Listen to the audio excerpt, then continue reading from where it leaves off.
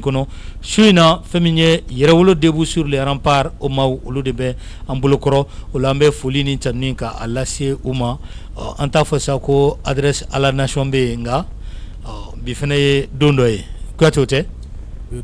foli kan memmi boloka nyeshi lame baw belajilema ani lajebaw mali kono ani mali kokan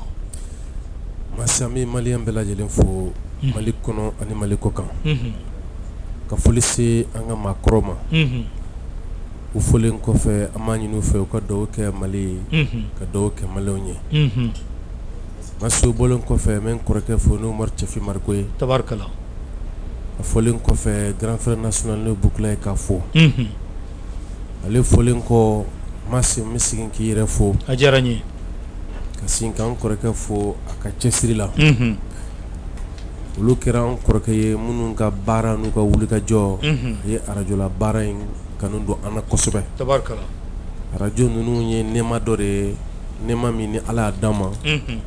u kɛra mɔgɔ ye minnu sera k'a to an ye arajo ninnu tɔnɔbɔ kɛlɛ min ni a kunnawolo bɛ jamana in kan bɛ kɛlɛ ninnu caman a daminɛna ni arajo ka wulikajɔ de ye tabarikala donc k'u fola k'u waleɲuman dɔn an bɛ sunkalo la a timeko ɲuman an bɛ sunkalo la an y'a ɲini Ala fɛ Ala ka se ka dɔ fara an ka limaniya kan Ala ka sɔn ka dɔ fara an ka limaniyaw kan ya rabbi dugawu minnu ni an bɛna Ala deli minnu kɛ Ala k'a bɛɛ kɛ minɛfɛn ye amina rabbi kuma an bɛna dugawu ni wulikajɔ min kɛ fasoko la Ala k'an dɛmɛ k'an sinsin k'an kisi jugu tɔɔrɔ ma tabarikala k'an camarade fo n'o ye camarade Ben le cerveau yɛrɛwolo tɔgɔ la ka foli se yɛrɛwolo tɔnden ani Maliyɛnw bɛɛ lajɛlen minnu wololen don k'u disi kɛ tata ye ka don faso ani jugu cɛ tabarikala ko Ala k'an bɛɛ dɛmɛ ya rabbi ma ka sebaya d'an ma ya rabbi Adama Ben Jara bi jamukan tɔgɔ sous le drapeau de wa appel adresse à la nation do sous le drapeau do mas sous le drapeau anya kanu bɛɛ ka don drapeau kɔrɔ tabarikala an ka faso ni kisi o wagati kɛrɛnkɛrɛnnen ye kalo 3 do donc an bɛ kalo 3 de kɛ sous le drapeau la sous le drapeau tabarikala parce que c'était un tournant très décisif Mali bi na sini jalalatigɛli la donc il faut mas ka Umar Cɛfi Marigo k'a fo radio ɲɛmaaba tabarikala le grand frère national l'infatigable Bubula donc k'a fo kosɛbɛ tabarikala donc ka foli belebeleba di ni wagati la Maliyɛn minnu sigilen bɛ Mali kɔ kan n'u cɛsirilen don jamana ko la n'o b'a fɔ diaspora mɔgɔw tabarikala ni fɛn fɛn bɛ Mali kɔnɔ n'u wulilen bɛ k'u jɔ donc ka foli kɛrɛnkɛrɛnya ni wagati la ka di bɛɛ ma tabarikala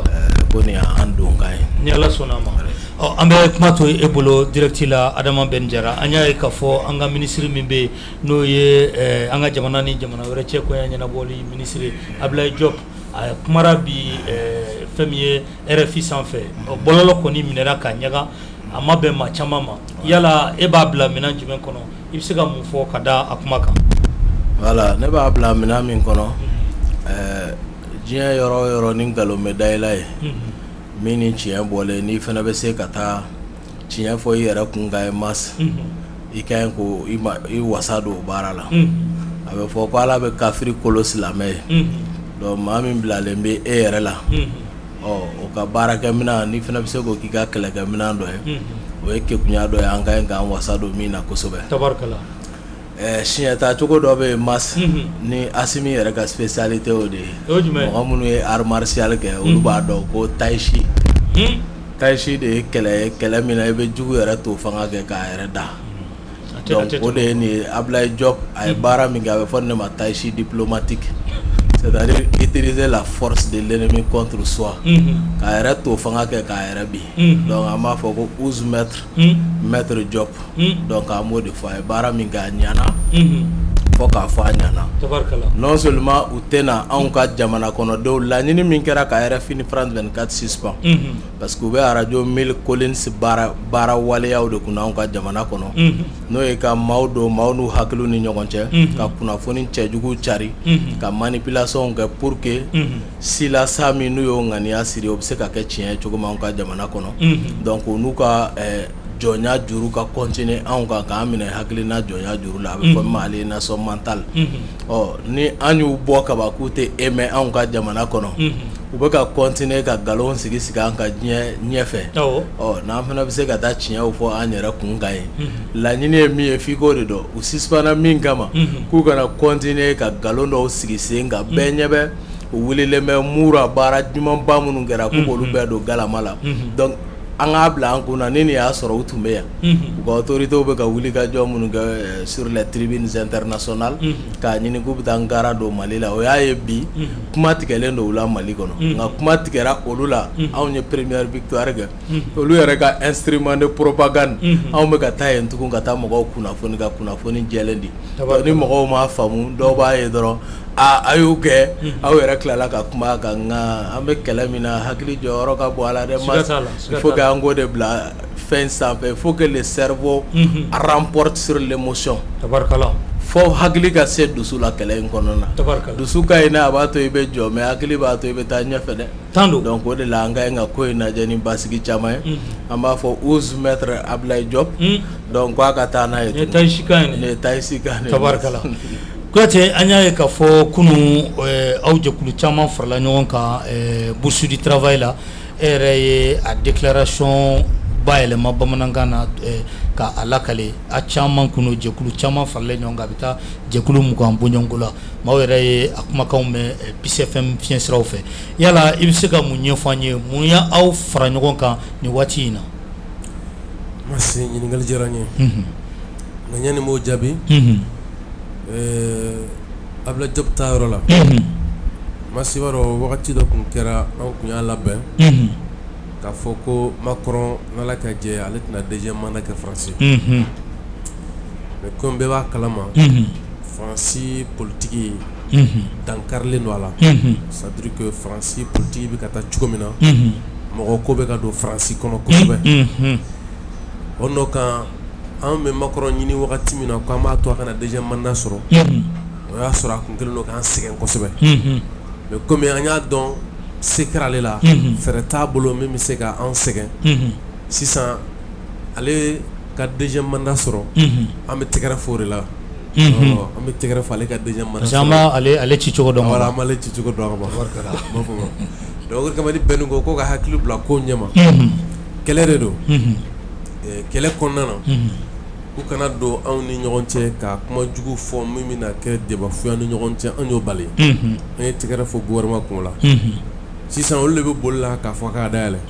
olu de bɛ boli la k'a fɔ k'an kana kuma min b'an fɛnɛ fɛ fɛnɛ n'an mago b'o la k'o kuma o bɛ fɔ o bɛ yɛrɛkɛ diɲɛ kɔnɔ o bɛ bɔlɔlɔ minɛ o bɛ diɲɛ fan bɛɛ minɛ donc an fɛnɛ mago b'o la an b'o mɔgɔ min b'o la mɔgɔ k'o de nafa ɲini kuma dɔ la an ka fɛn ninnu bila kɛrɛfɛ a kana kɛ mɔgɔw ɲɛna k'a fɔ dɔrɔn n tɛ ko o bɛ se ka ko dilan ka taa sɔrɔ i m'a bila minɛn dɔ kɔnɔ min bɛ se k'i nafa k'i Masi ka n'i ka ɲininkali la i b'a dɔn diɲɛlatigɛ la ni jamanadenw wulila k'u jɔ n'u wulila k'u jɔ a ka kan u ka faamaw fana k'u lamɛn o hakili kɔnɔna na jamanadenw wulila k'u jɔ minnu bɛ fanga la bi olu sera ka sira sɔrɔ ka na fanga la u nalen fanga la an ye fɛn fɔlɔ-fɔlɔ min ɲini n'o ye révolution sur le rempart o de ye Mali ka se ka bɔ bolo la Maliɲɛnw ka se ka bɔ bolo la kɛlɛ ka se ka ban a wagati caman tun b'an sɛgɛn ko yan'an k'o fɔ k'an ka kalanko kuma fɔ ko yan'an k'o fɔ k'an ka kiriko kuma fɔ yan'an k'o fɔ an ka nin fɔ an ka nin fɔ mais ka taa sɔrɔ e bɛ se ka kiriko kuma fɔ jamana kɔnɔ wagati min na jamana yɛrɛ kiri tigilamɔgɔw tɛ jamana faamu jamana yɛrɛ tɛ yen an ko kuma ka ca dɛ olu bɛ fɛ ka misi kɔsen bila ɲɛsin a tɛ bɔ o cogo la sisan fanga min nana o ye ɲɛsin lakana ma k'i ɲɛsin Mali bolola ma k'i ɲɛsin Mali bɛ se ka sigi Maliɲɛnw ma cogo min na o don tɛ kɛ fo wulikajɔ ka kɛ kɛlɛcɛw ka sira fɛ ka se ka dankari jugu la o tɛ se ka kɛ fo kunnafoni jɛlen ka jamanaden bɛɛ sɔrɔ fan bɛɛ fɛ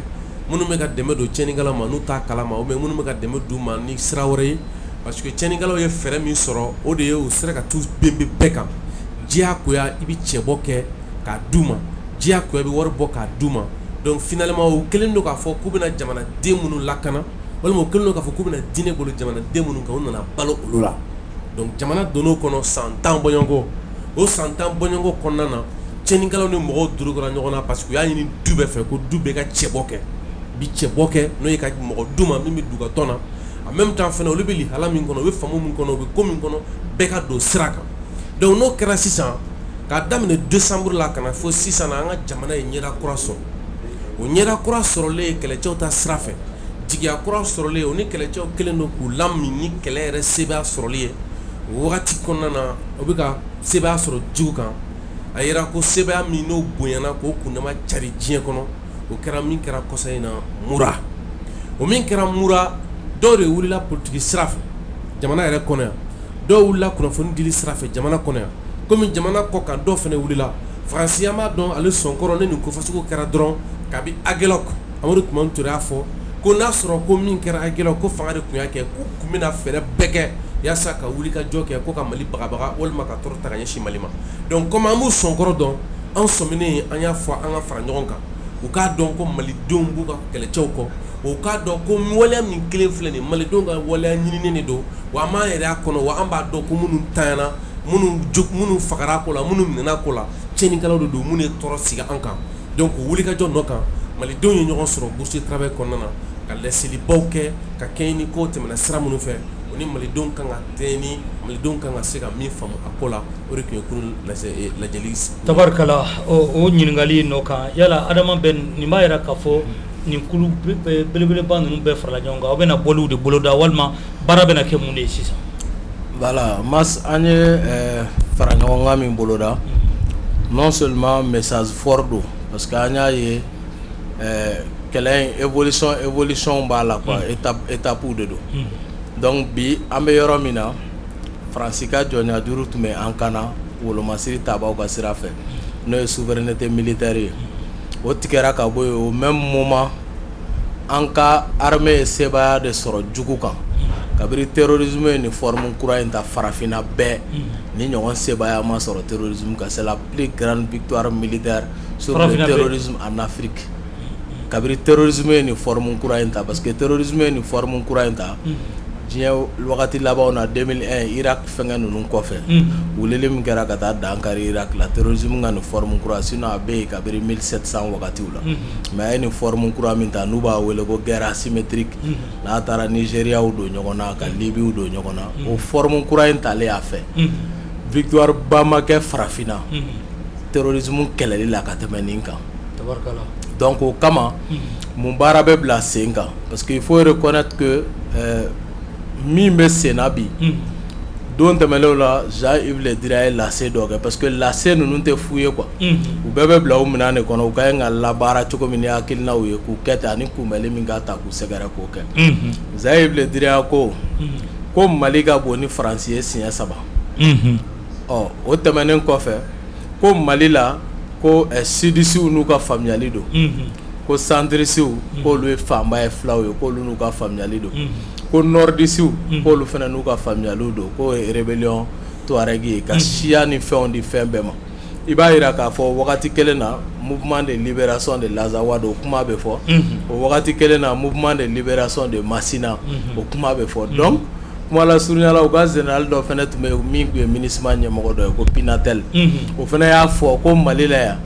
ko bamananw ni filaw ka sigi tɛ ka se ka kɛ damu ye ko kɔrɔnfɛmɔgɔw ni tilebinfɛmɔgɔw k'olu fana ka sigi tɛ ka kɛ damu ye ko min yɛrɛ ye tiɲɛ ye ko pour que Mali basigi bɛ na ko fɔ ka nin bɛɛ damana jamana d'a ma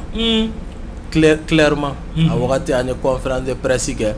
ka kɔ yɛrɛ wolo yɛrɛ sigili ɲɛ pour que ka bɔ ka an kɔkɔ da ko in na donc an bɛ se k'a fɔ o yɛrɛ wolola yɛrɛ wolo sigili o ye jɔyɔrɔba k'a la pour que ka se k'a baaraw fara ɲɔgɔn kan parce que jugu bɛ farikura da à chaque étape et fondamentaux min b'u bolo n'o taara kabiri 1957 o de ma yɛlɛma formes bɛ falen mais le fond demeure intact o baara kelenw b'u bolo sisan olu an ka jamana ye sanji 6 kɛ a tɛ se ka se yɔrɔ min na terrorisme yɛrɛ taara i fanba da yɔrɔ min na k'o k'a jabala ye n'o kɛra mura ye mura kɔnɔ pendant 6 ans ni e t'a la i tɛ sɔn nisɔngɔ sara ma i somɔgɔ t'a la aw exposelen de don et mura soit ye mun ye c'est pour que u ka se k'u ka baganw minɛ ka se ka bɔ n'a ye ka taa jago Moritani kɔnɔ ani Moritani de ka surun donc mɔgɔ min dun fana bɛ stratégiquement mɔgɔ min fana b'a faamuya k'a fɔ Moritani ka position ye mun ye nin terrorisme in kɔnɔ Moritani ni terroristes ni ɲɔgɔn cɛ il faut qu'on l'accepte pacte de non agression de b'u ni ɲɔgɔn cɛ an t'a dɔn n'a bɛna continuer mais bi o de bɛ anw tɛ aw ko fɔ an t'aw minɛ a bɛ se ka n'aw dogo yan a bɛ se ka n'aw labɛn yan madama mugu kana ci an ka jamana kono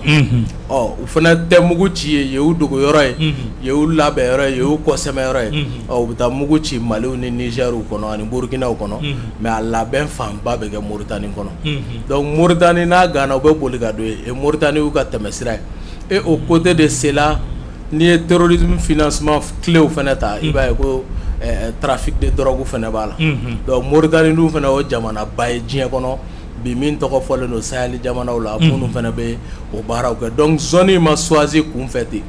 mais a wajibiyara dugudenw kan de k'u don nin baara in da fɛ parce que ni e t'a la i somɔgɔw ka bagan u bɛ taa minɛ wajibi la u bɛ taa n'a ye diyagoya san 6 État tɛ yen on avait parlé hakilijigiw de bɛ yen sisan ko anw delila ka nin bɛɛ fɔ an ko mun bɛ k'a kɛ mɔgɔw ɲɛkɔrɔ i b'a fɔ ko terroristes ka ca dɔwɛrɛ tɛ o État tɛ yen pendant 5 ans pendant 6 ans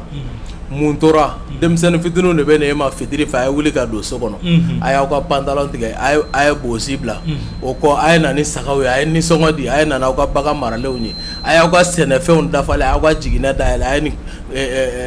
tonne hakɛya di anw ma an bɛ taa n'a ye i dɔgɔninw sigida kɔnɔ i bɛ minnu dɔn olu de b'o baara la donc a bɛ wajibiya i kan i ka a fari da hali n'o y'a sɔrɔ a man di i ye pour non seulement a tɛ k'i bɛ Mali jamana contre la wali ko terrorisiya ka di ye dɛ mais l'instinct de survie l'instinct de se défendre o bɛ adamaden fan fɛ hali n'i ye fɛn bila ka na ɲɛ fan fɛ a bɛ datugu a yɛrɛ ma adamaden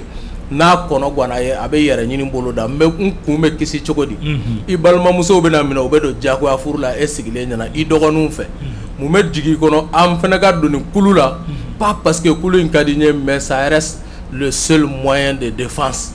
lakana cogo tɛ yen État taara armée tɛ yen san 6 Faransi bɛ yala la o wagati la MINUSMA bɛ Miss ORTM na foyi tɛ ɲɛnabɔ armée tɛ ka se ka taa parce que armée tun ma labɛn armée tun bɛ janfa kɔnɔ parce que armée piégélen don jusqu'à 3 à 4 niveaux an ko tiɲɛ fɔ ɲɛ jusqu'à 4 niveaux armée piégélen don armée piégélen don armée yɛrɛ kɔnɔ mɔgɔw bɛ armée yɛrɛ kɔnɔ minnu ka hakilina ni u fɛla tɛ jamana ni kisili parce que olu bɛ obéir à un agenda politique ou un agenda extérieur olu caman bɛ obéir o la donc discipline ni rigueur ni engagement min bɛ pour que ka jamana lakana i b'a sɔrɔ o t'olu la o ye fɔlɔ ye filanan armée bɛ piéger jumɛn kɔnɔ ni armée wulila k'a bɛ terrorisme kɛlɛ kɛ u b'a dɛn siyako la donc n'u y'a dɛn siyako la kaban armée min ni Mali siya bɛɛ dɔ b'a kɔnɔ Mali siya bɛɛ dɔ wa sanfɛ lɛgɛlɛgɛ yɛrɛ a généraux caman a officier caman ye u b'a fɔ ko bin bɛ ka kɛ siya minnu kan n'o ye Fula ani Surakaw Tamasɛkiw donc u b'o siya fila min indexé ko armée bɛ ka bin o kan armée yɛrɛ officier baw o caman ye Fulaw ni Surakaw de ye donc u bɛ administration fana kɔnɔ à tous les niveaux notre armée est nationale a tɛ k'a fɔ ko siya ko bɛ armée kɔnɔ u b'a da o la o piège bɛ armée ɲɛ n'u wulila o la k'u bɛ terrorisme kɛlɛ kɛ u b'a fɔ ko k'u bɛ ka ɲɛsin Fulaw ma u b'o kuma ta k'o yanga u ye baara caman k'a la kabiri 2015 u ye ONGw sigi u ye association sigi u y'a sɔrɔ association dɔw yɛrɛ sigilen don nka u y'olu kɔkɔrɔma don pour que ka formation ani contrat misɛnninw k'olu ni u ni ɲɔgɔn cɛ olu ka to ka bɔ k'o kule ci o de la an b'a fɔ le Modibo Keita c'est pas pour rien an tugura Modibo Keita kɔ a n'a jɛɲɔgɔn sanumanw de tun bɛ diɲɛ baara bɛɛ kɛ ɲɔgɔn fɛ ko jama tigɛla tulu o de bɛ samamu le travail collégial est un travail savant an karamɔgɔ Amadu Jikɔrɔ ni Ala k'a da yɔrɔ suma ale tun b'o de fɔ an ɲɛna u ye sigi kɛ ka jateminɛ kɛ u ko Mali carte d'identité bɔtɔ la u ye hakili jagabɔ kɛ u ko an kana sɔn jamais ka siya k'a kan Mali papier u k'an ka Mali papier d'état civil bɛɛ lajɛ ko an kana sɔn les éléments d'identification en état civil ko k'a bɛɛ lajɛ ko ka siya ko kuma bɔ a la ko k'an bɛɛ kɛ maliyɛn ko nɔ tɛ an bɛna an yɛrɛ sɔrɔ fɛn kɔnɔ don dɔ la min bɛ gɛlɛya Modibo Keita ka san 8 sous la gouvernance éclairée et vigilante du président Modibo Keita a ma sɔn organisation ka sigi à caractère ethnique religieuse ani géographique parce que a b'a dɔn a kɔlɔlɔw bɛ taa wolo min na donc bi an sigilen bɛ k'o de lajɛ u bɛ na k'an b'an ka langue culture défend an ka siya an ka kan ka yakubaya an ka se ka fara ɲɔgɔn kan sabati ɲɔgɔn dɛmɛ ni ɲɔgɔn kanu or o ka ɲi ka kɛ Mali peuple bɛɛ de ni ɲɔgɔn cɛ a ma ɲi ka dɛn siya kelen na donc farati ba b'a baara kɔnɔ Modibo Keita nunu kun o jorna ko yo ke kabiri donja ni ya taka lajabi ibe Bamako flaw jo ibu nyininga u ba dogo min be terrain sanfɛ u ba ɲɛfiye kanya mais ni sera organisation do ma munu sigilembe ako kama u be munu nyininga n'olu yɛrɛ be kuma siya nunu tɔgɔla ka sɔrɔ u tɛ siya nunu représenter i b'a ye k'a fɔ o la i b'a sɔrɔ kuma bɛ mɛn olu da olu de bɛ siya ko kuma yanga kojugu fo ka kunnama dɔ sɔrɔ n'i ye ɲininkali kɛ bi ko Mali dugu jumɛn na fila ka ca kɔnɔ ni dugu bɛɛ ye mɔgɔ caman bɛ taa guwa dingɛ kɔnɔ k'a sɔrɔ Bamako de don yanni armée ka nin bɛɛ moyen déployer ka bɔ yan n'u fila fagatɔ don u panna Bamako kunna ka pan Kati kunna ka pan Kayi kunna ka pan Sikaso kunna ko ka taa yɔrɔ la yɔrɔ min ye terrorisme jabala ye bɛɛ b'a dɔn k'a fɔ terrorisme ɲini don an ka armée professionnelle armée min tanuna dɛ arabuw bɛ Nations Unies yɛrɛ organisation fɛ k'a fɔ ko Mali taara mission na jamana kɔnɔ i tɛ taa maliyɛnw sɔrɔ k'u bɛ musokow la ye i tɛ taa maliyɛnw sɔrɔ k'u bɛ civiliw faga i tɛ taa maliyɛnw sɔrɔ k'u bɛ suɲɛlikow la Mali contingent fɛn bɛɛ taara mission internationale fɛn o fɛn la ils ont été exemplaires u tanuna u natɔla u la i bɛ attestation baw de y'u bolo ani tanuninga baw des écrits par des organisations internationales ka Mali contingent tanu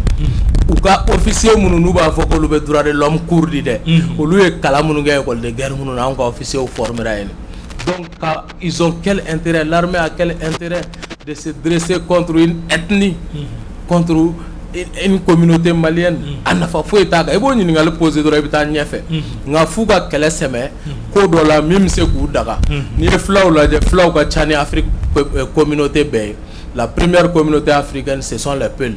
donc o tɛmɛnen kɔfɛ fulaw ka sɔrɔ ka bon les Peuls sont solidaires ni magara fula kelen na i magara fula bɛɛ la o de b'a to u tɛ choix ninnu kɛ kun fɛ o y'a ɲɔgɔnna kɛ Hutu ni Tutsi la quoi u t'a kɛ kun fɛ pour que k'a ɲini ka na ni siyako ye san 6 u y'a kuma fɔ camancɛ bolo fɛ a ma se ka minɛli kɛ u nana ni diinɛ ko kuma fɛnɛ ye Yad Agali ka na ni suraka ko kuma ye ko rébellion Touareg ni si ma se ka minɛli kɛ nka f'u k'u dɛn chaque fois ni kuma dɔw kɔfɛ bɛɛ b'a dɔn diinɛ ka di maliyɛn ye cogo min ka se kunnama min na donc n'i y'o kuma fɔ maliyɛn ye a ka ca Ala fɛ i b'a ye dɔw bɛ se ka dɔw manipuler ka don da fɛ mais n'a fɔra k'i ɲɛsin k'i kɔkɔ da i yɛrɛ ka faso la a ka dɔgɔ i bɛ maliyɛn min sɔrɔ la o de y'a to n'i ye Murakaw yɛrɛ ka kuma mɛn ani autorités ye kuma minnu fɔ dugutigi la alimami na maire la u ye kuma min fɔ i b'a dɔn k'u tun bɛ wajibiya de kɔnɔ mais k'a fɔ k'u ka taabolo ye nin ye o tɛ tiɲɛ ye quoi donc an bɛ wa de fɔ an ka armée kun nin baara ninnu na donc ka tila ka maliyɛn bɛɛ wele de préserver l'unité nationale parce que mɔgɔ si tɛ gagner nin na quoi mɔgɔ si tɛ gagner nin na wa n'i taar'i yɛrɛ bila agenda extérieur min kɔnɔ ou bien ka to k'a fɔ fulaw ka bɛn dɔgɔnɔw ka bɛn e ka association ka sɔrɔ dɛnnen b'o de la o de la diɲɛ mɔgɔ bɛ kɔkɔrɔma don donc f'e k'o discours de prôner k'i piéger k'i pousser ka taa o kɔnɔ u k'a dɔn k'olu tɛ ɲɛ anw ka jamana kɔnɔ nous sommes un peuple très intelligent et sans temps guerre bɛɛ sɛgɛnna donc bi kumaw ka fɔ minnu ni kɔ bɛ se ka sɛmɛ o la n'u yɛrɛ bɛ se ka sɛmɛ fɛn na mais a kumaninw ka fɛgɛn ka ɲɛsin Mali kɔnɔ a réussir'u bolo Côte d'Ivoire u ye BT ko ni Jula ko bila sen na a réussir'u bolo Wuranda mais Mali kɔnɔ yan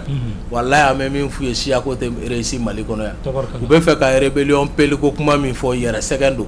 a tɛna na marcher et min bɛ ka kɛlɛ o ye jugu de ye donc o kama ne ye o fari da pour que ka bɔ kuma la mas ne terrorisiya fari da n yɛrɛ kan ne ka denbaya b'a dɔn ko tiɲɛ na ne tɛ terroriste ye kɛnɛ kan et dans les fonds du moins dans les fonds u b'a dɔn ne tɛ terroriste ye ne bɛ k'olu de lakana ne bɛ ka du ni an ka sigida ka hɛrɛ de lafasa olu b'o faamu hakili kɔnɔ mais ne ka kɛwale la armée bɛ se k'o dɔn ka bɔ o la wa puisque ne b'o fari de da n bɛ ye u nɔfɛ n'u bɛ baaraw kɛ ɲɔgɔn fɛ donc ni mugu jiginna ka sɔrɔ ne kɛ mɛ k'o fari da ne y'o n yɛrɛ k'olu ɲɔgɔn ye parce que jamana tɛ san 6 pour que ne ka denbaya ka lakana soit an bɛ yen sigida bila mais n'u ko u bɛ to yen ne ka n yɛrɛ ni n ka denbaya lakana fo ne k'o fari da ne y'o fari da n yɛrɛ kan ni mugu jiginna k'an to ɲɔgɔn la k'an bɛna labɛnw kɛ ka taa cogo di ka taa don Mali jamana la tuguni ni mugu jiginna ne yer'o la mas ne somɔgɔw bɛ se ka bɔ ko terroriste ma faga mais o ɲɛdɔn ka gɛlɛn o ye tumu ko cɛ ni musoya ye dɛ donc o de kama ko in ka ɲi ka lajɛ ni hakili ye donc an k'a dɔn k'a fɔ ni minnu b'a la yɛrɛ lakana kama min bɛ wele recrutement automatique c'est le moment l'armée monte véritablement et réellement en puissance u ka bɔ ko in kɔnɔ u k'u sɛbɛ u ka jamana la quoi wagati de ye nin ye quoi donc Moura c'est le début de quelque chose. Tabarkala. Voilà, merci. O b'a to ni an bɛ kuma galama ka Tengu Kuyate la Kuyate an y'a ye k'a fɔ kunu a ye bɔli min kɛ a ka déclaration kɔnɔna la a ɲinina ko ka Mikado ka datugu n'o ye MINUSMA ka radio so min bɛ an fɛ yan a fɔra fɛnɛ ko ka MINUSMA ka contrat ko dɔ kana fara a ka danga sira la a fɔra fɛnɛ association minnu bɛ yen n'o ye jɛkulu minnu bɛ yen n'u bɛ siyaw ko fɔ ko ka nin jɛkulu ninnu ka a bɛɛ ci kuma caman fɔra a kɔnɔ nka nin ye kuma belebele saba ye kuma belebele saba min ni a bɛ aw ka déclaration kɔnɔ yala aw bɛ na nin bɛɛ kɛlɛ kɛ cogo di. Masi nin bɛɛ kɛlɛ ka nɔgɔn. Vous savez ni an taara Moura mɔgɔ y'an sɔrɔ bourse de travail la k'a yira an na an kana ɲɔgɔn nɛgɛn ale ye fila de yɔrɔ ninnu kɔnɔ tiɲɛnikɛlaw tun y'u fanga digi mɔgɔw kan kosɛbɛ wa maa bɛ se k'a fɔ fɛnɛ ko tiɲɛnikɛlaw tun gili donnen don yɔrɔ in na sɛbɛ yɛrɛ la donc dimi min ni a kun donn'olu la ni san laban kɔnɔ jamana ye ɲɛsin olu ka jamana ma ka taa dimi sama ka b'u la k'olu jamana fo o la kosɛbɛ o la a b'an bila k'an hakili jigin min na an ka ɲɛfɔli kɛ mɔgɔw ɲɛna parce que n'i y'an sɔnna ka na yan a bɛ fɔ min ma tubabukan na ko les éléments de langage n'o ye ko minnu bɛ sen na maaw bɛ se ka kuma jumɛn de faamu walima ka kuma jumɛn de fɔ yaasa f'u ka siri u dan na ni an bɛ se ka kuma minnu fɛnɛ lase ne b'a mɔgɔ bila ka hakili jagabɔ kɛ ni maa min hakili bɛ a la Ahmed Sékou Touré ale ka tile waati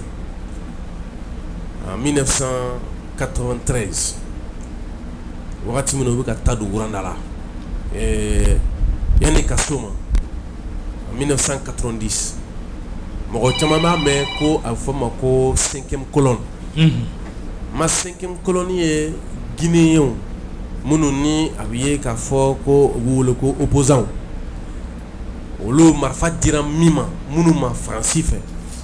ni u ni Portugais farala ɲɔgɔn kan ka na la Guinée attaquer nka Faransi ka kunnafonidilaw bɛ min lakale o de ye k'a fɔ ko Sékou Touré tɔɔrɔbaya ta ka ɲɛsin tumana minnu bɛ yen nɔ ni olu na ti kan kelen fɔ k'a ye tɔɔrɔ ta ka ɲɛsin olu ma ko fɔ a ye yɔrɔ la sigi sen kan min bɛ wele ko Kouamboiro ka taa mɔgɔw bila bɛrɛla yen ka tɔɔrɔ si bɛ ta k'u sɛgɛrɛ o 11e i b'a ye k'a fɔ ko o 5e colonne mɔgɔw ka fara f'u ye min wele ko 11e choc n'o ye a fɔ ma ko les paratichistes n'o ye a fɔ ma ko régiment commando paraticiste 11e choc n'an b'a wele ko 11e choc olu mɔgɔw nin bɛɛ ye Faransi ka service renseignement dilannen kɔfɛ ka armée de terre mɔgɔ dɔ détaché ka taa nin agression baw kɛ la Guinée kɔnɔna na ni Sékou Touré ka nin ko in kɔfɛ u tila k'a ci ka taa so y'a sigi sen kan ka bɛn 1946 wagatiw a ye se kɛ mais la Guinée Sékou Touré dankari nin ko ninnu na donc o ko ninnu danbekara la ka sababu kɛ Sékou Touré ninnu faamu k'u dɔn wa a y'a dɔn fɛnɛ k'a fɔ ko siran fɛn tɛ ko tiɲɛnikɛlaw de don laseliw kɛko ɲuman bɛ se ka dankari u ka ko caman na o nɔ kan fɔlɔ an tun bɛ mɔgɔ caman lamɛn minnu tun ye kunnafoni cariso dɔ n'o ye Faransi ka kunnafoni cariso lamɛnbagaw n'u ye i b'a fɔ ko mɔgɔkɔrɔ don i b'a fɔ ko mɔgɔ kalannenw don olu de tun bɛ nin kirikara kuma ninnu fɔ a tun bɛ f'u ye cogo min u tun b'a minɛ ten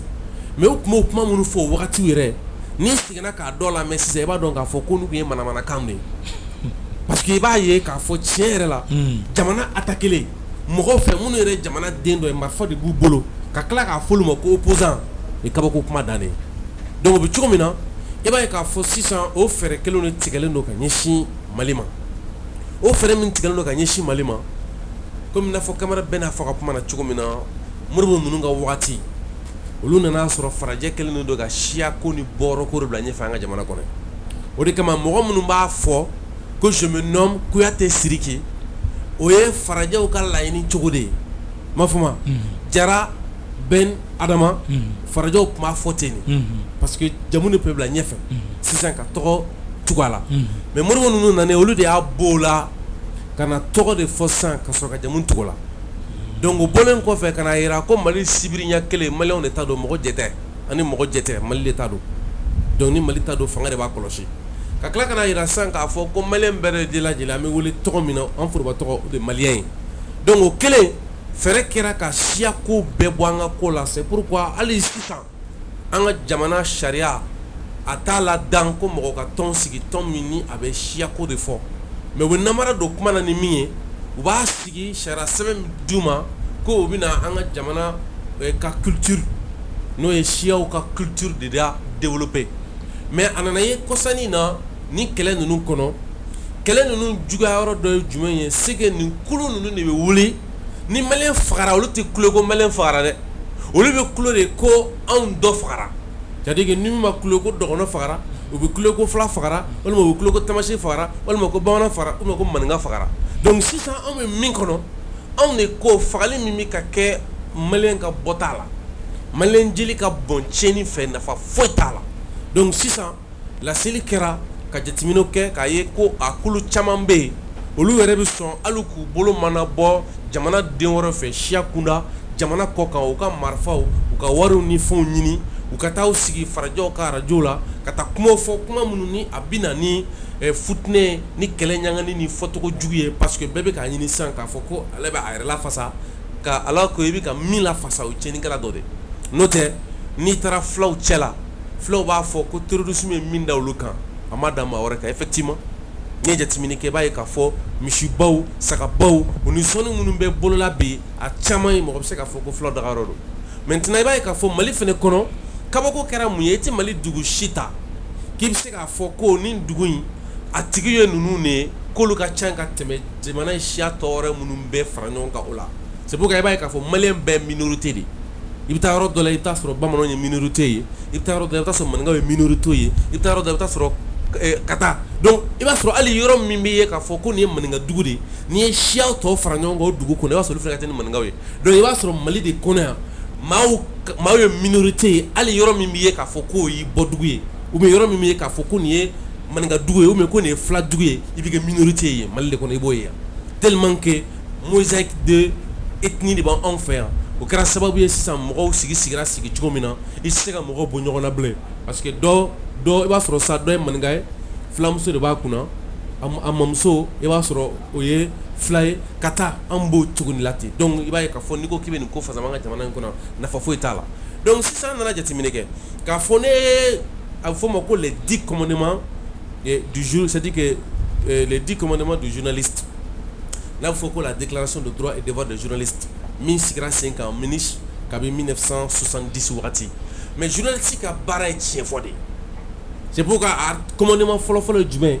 dire la vérité quelles qu'en puissent être les conséquences sur lui-même et c'est en raison du droit que le public a de connaître la vérité donc dans la mesure ni kunnafonidila ka laseli nana se nkalon tigɛli de ma o y'a bolo kunnafonidi minɛn kɔnɔ sisan ka don tiɲɛni minɛn kɔnɔ a bɛ tiɲɛni minɛn min kɔnɔ o ye kɛlɛ minɛn ye o ye futinɛ minɛn ye donc o la a ka kan o kunnafoni cariso ka datugu c'est pour k'a ɲini an fɛ k'a fɔ ko ka mikado datugu wa bi hakɛ bɛɛ bɛ jamana bolo parce que n'i ye mikado ta k'a lajɛ n'i ye minisuma ta k'a lajɛ olu de nana n'a ye mais u nana n'a ye ko ka mun de fɔ olu ɲɛ bɛ an ka kɛlɛ la cogo min na olu fɛ an ka kɛlɛ minɛ cogo min na olu fɛ an ka kɛlɛ faamu cogo min na mikado kɛra olu ka média de propagande de ka b'a sigi waati an ko jamana faamaw ma nin tɛ bɛn ta ye parce que ninnu b'an fɛ yan san kelen mana de b'u bolo u bɛna radio sigi ka mun de fɔ anw bannen don fɛn minnu na n'o dɔ ye accord ye an tɛ fɛ ka taa sira bolo min fɛ n'o dɔ ye u kɛlen bɛ k'an ka kɛlɛ bila bolo min kɔnɔ c'est pourquoi ni éducation in kalan k'a lajɛ i b'a ye k'a fɔ ko diɲɛ gun kan communauté internationale mɔgɔ kɛlen don k'an ka kɛlɛ kɛ kɛlɛ sugu bɛɛ de ka taa sɔrɔ bin de kɛra mali kan c'était une guerre d'agression bin min kɛra o kan u nana ala minɛ ka terrorisme fini don a la ka na djihadisme fini don a la ka na islamisme fini don a la ka na séparatisme fini don a la ka diɲɛ fini bɛɛ don a la donc olu bɛ fɛ k'a ye cogo min na minisuma bɛ laseli kɛ o cogo la c'est pourquoi ni tiɲɛni kɛra dɔrɔn donc n'a kan ka fulaw de ɲini ou bien n'a kan ka dɔgɔnɔ de ɲini ou bien n'a kan ka mɔgɔ min ɲini min bɛ na ni débat fu ye parce que olu bɛ fɛ ka na n'o ye sira min kan a bɛ na n'o ye o de kama an ko ka datugu ka bɔ yen donc tɔn minnu bɛ yen n'u sigilen don sariya sɔsɔ kan n'u u ka laɲini an bɛ don min na ko bi nafa foyi t'a la parce que ni mɔgɔ bɛ k'a fɔ k'i bɛ ka fulaw ka culture développer o développeli a ma se k'a fɔ k'i bɛ tɔn sigi jamana kɔnɔ o la yan o ministre de la culture bɛ yen activité bi se ka kɛ olu siraw kan an b'o kɛ école kɔnɔ a mɛnna école kɔnɔna na i b'a sɔrɔ an bɛ activité culturelle ninnu caman kɛ ka taa sɔrɔ an tɛ fila ye mais a dɔw la i b'a sɔrɔ mɔgɔw bɛ fila fini i b'a sɔrɔ bamananw dɔw bɛ yen ou bien i bɛ maninkaw dɔw sɔrɔ ou balima i bɛ kadɔw dɔw sɔrɔ o y'a sɔrɔ mɔgɔw bɛ olu finiw de ɲini ka taa n'o sen fila donc an ka jamana in kɔnɔ an mago tɛ k'a fɔ ko fɔ nin na fɛn minnu don fɛn wɛrɛ b'a kɔnɔ bɛn an ye minnu ye donc yanni an ka taa yɔrɔ jan u tɔn ninnu ka ci ka bɔ yen o de kama an jɛra k'a fɔ ko nin ka kɛ maintenant a labaarali sira fɛ wulikajɔw bɛ na kɛ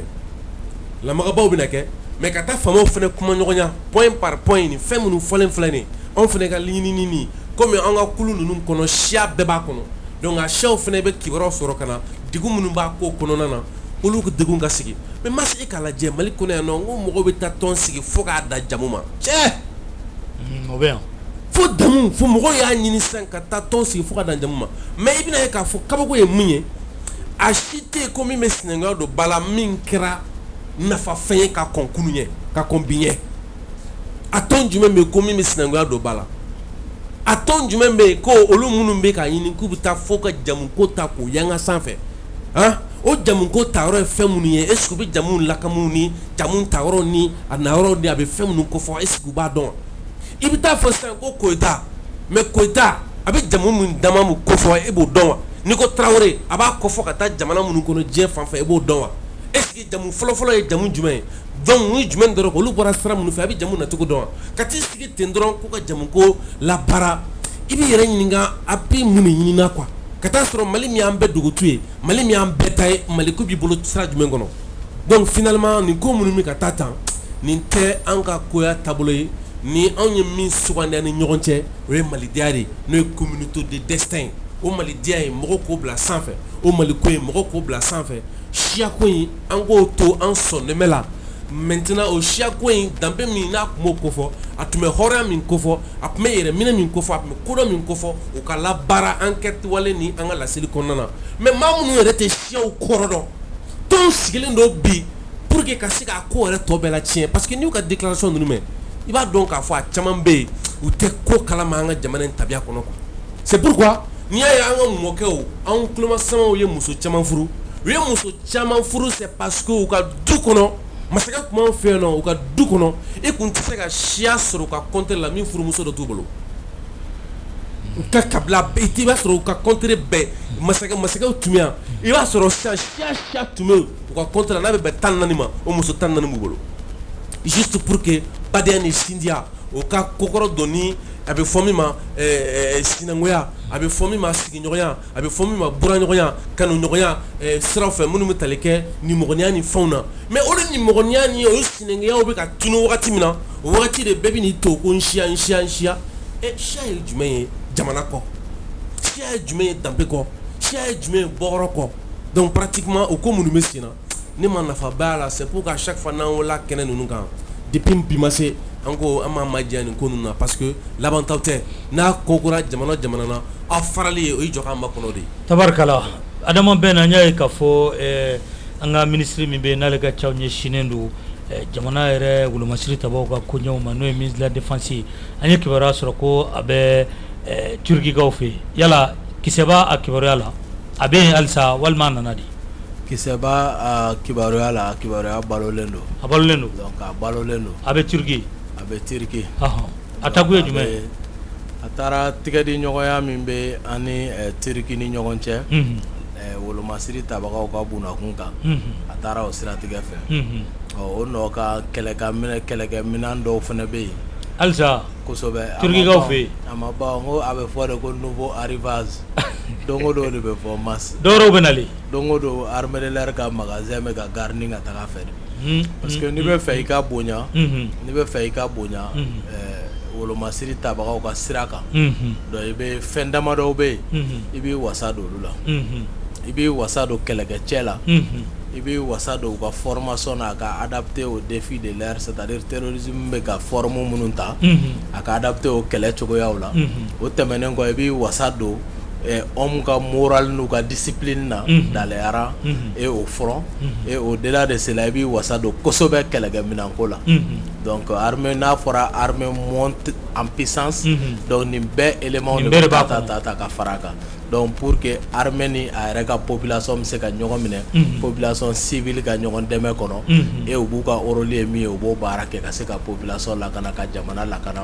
ani jamanadenw bolola fɛnw bɛ se ka lakana cogoya min na donc o kama Sadio Kamara wulilen bɛ k'a jɔ a bɛ baaraw la comme on l'a dit don tɛmɛnenw na an tɛna na an da don minɛnkow la tugun an tun ka ɲi ka min fɔ an y'o fɔ sisan an bɛ min na mɔgɔw mana min ye don min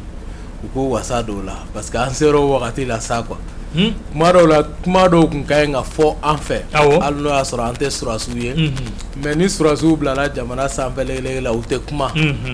ni kibaruya dɔw b'an bolo minnu bɛ se ka fɔ kɛmɛ sara la ni tan don an b'o tan tila ni fasodenw ni ɲɔgɔn cɛ hakili sigi ka na parce que jamanadenw mɛnna gɛlɛya kɔnɔ cogo min na bɛɛ traumatisera quoi bɛɛ traumatisera fo ka crise de confiance dɔ installé entre gouvernant et gouverné qui est très profonde o kun kama mɔgɔw bɛɛ kun sigalen don ɲɔgɔn na donc il fallait o wagati la an ka bɔ ka kibaruya dɔw di jamanadenw ma hakili sigi kun kan mais an bɛ phase min na bi sa dogolen bɛ kɔgɔ mas ni Sadio Kamara ye min yira an na Senu an b'an jɔ a ko yira an bɛ sɔrɔ k'an wasa don donc a ka taama o taama an bɛ se k'an sigi ni minɛn kura natɔ ye kɛ c'est-à-dire a bɔra Mondoro min kɔ ka taga Irisi la jamana kɔnɔ mas ni a ko Mondoro ta in ye tɔɔrɔ min d'a kan o kama a ye wulikajɔ min bila sen kan u ka kalekan tɛ dɔwɛrɛ mas malidenw bɛ lakana cogo di Mali drapeau bɛ flotter Mali dugukolo bɛɛ kan cogo di en quelques mois o de y'u ka laɲini ye. An ye kibaruya sɔrɔ ko Kidal ko armée kalekan ye ko fo ko ɲinan tɛ ban ni drapeau ma taa turu Kidal. C'est-à-dire kabiri Irisiw nana masse plan de défense dɔ de bɔra ne y'a annoncé ni plateau kelen kan n ko décembre ka taga o de ye kɛlɛ bindo ye a fɔ min ma offensive militaire o de daminɛna à partir de décembre et ba tɔrɔn jɔyɔrɔ tɛ to yen masse Mali dugukolo kan min ni armée tɛ t'i sigi o de a bɛɛ bɛ minɛ ko ba tɔrɔn o jɔyɔrɔ o tɛ to yɔrɔ sibiri ɲɛ kelen ka jan mais ba tɔrɔn hakɛ o tɛ kɛ Mali dugukolo la yɔrɔ la min na ni Mali wolomasiri tabagaw tɛ t'u sigi o de ye laɲini ye masse. Nous avons la chance aujourd'hui d'avoir des Buffalo Soldiers à la tête de la République du Mali. Kɛlɛcɛ minnu bɛ kɛlɛ dɔ i b'a fɔ sigi Bob Marley b'a fɔ cogo min ko Buffalo Soldier Solen to Africa from to America Solen in Africa from to America ko nin ye kɛlɛcɛw ye minnu bɛ ɲagari kɛlɛ kɔnɔ i b'a fɔ sigicɛw ko minnu ni Amérique taar'u siɲɛ farafinna la ka n'u bila yan n'u bɛ ka bi Amérique bɔ bolo la donc o mɔgɔw de b'an bolo de Buffalo Soldier o kɛlɛcɛw de b'an bolo bi an ka jamana sanfɛ legelege la ils sont pas là pour se servir mais ils sont là pour servir.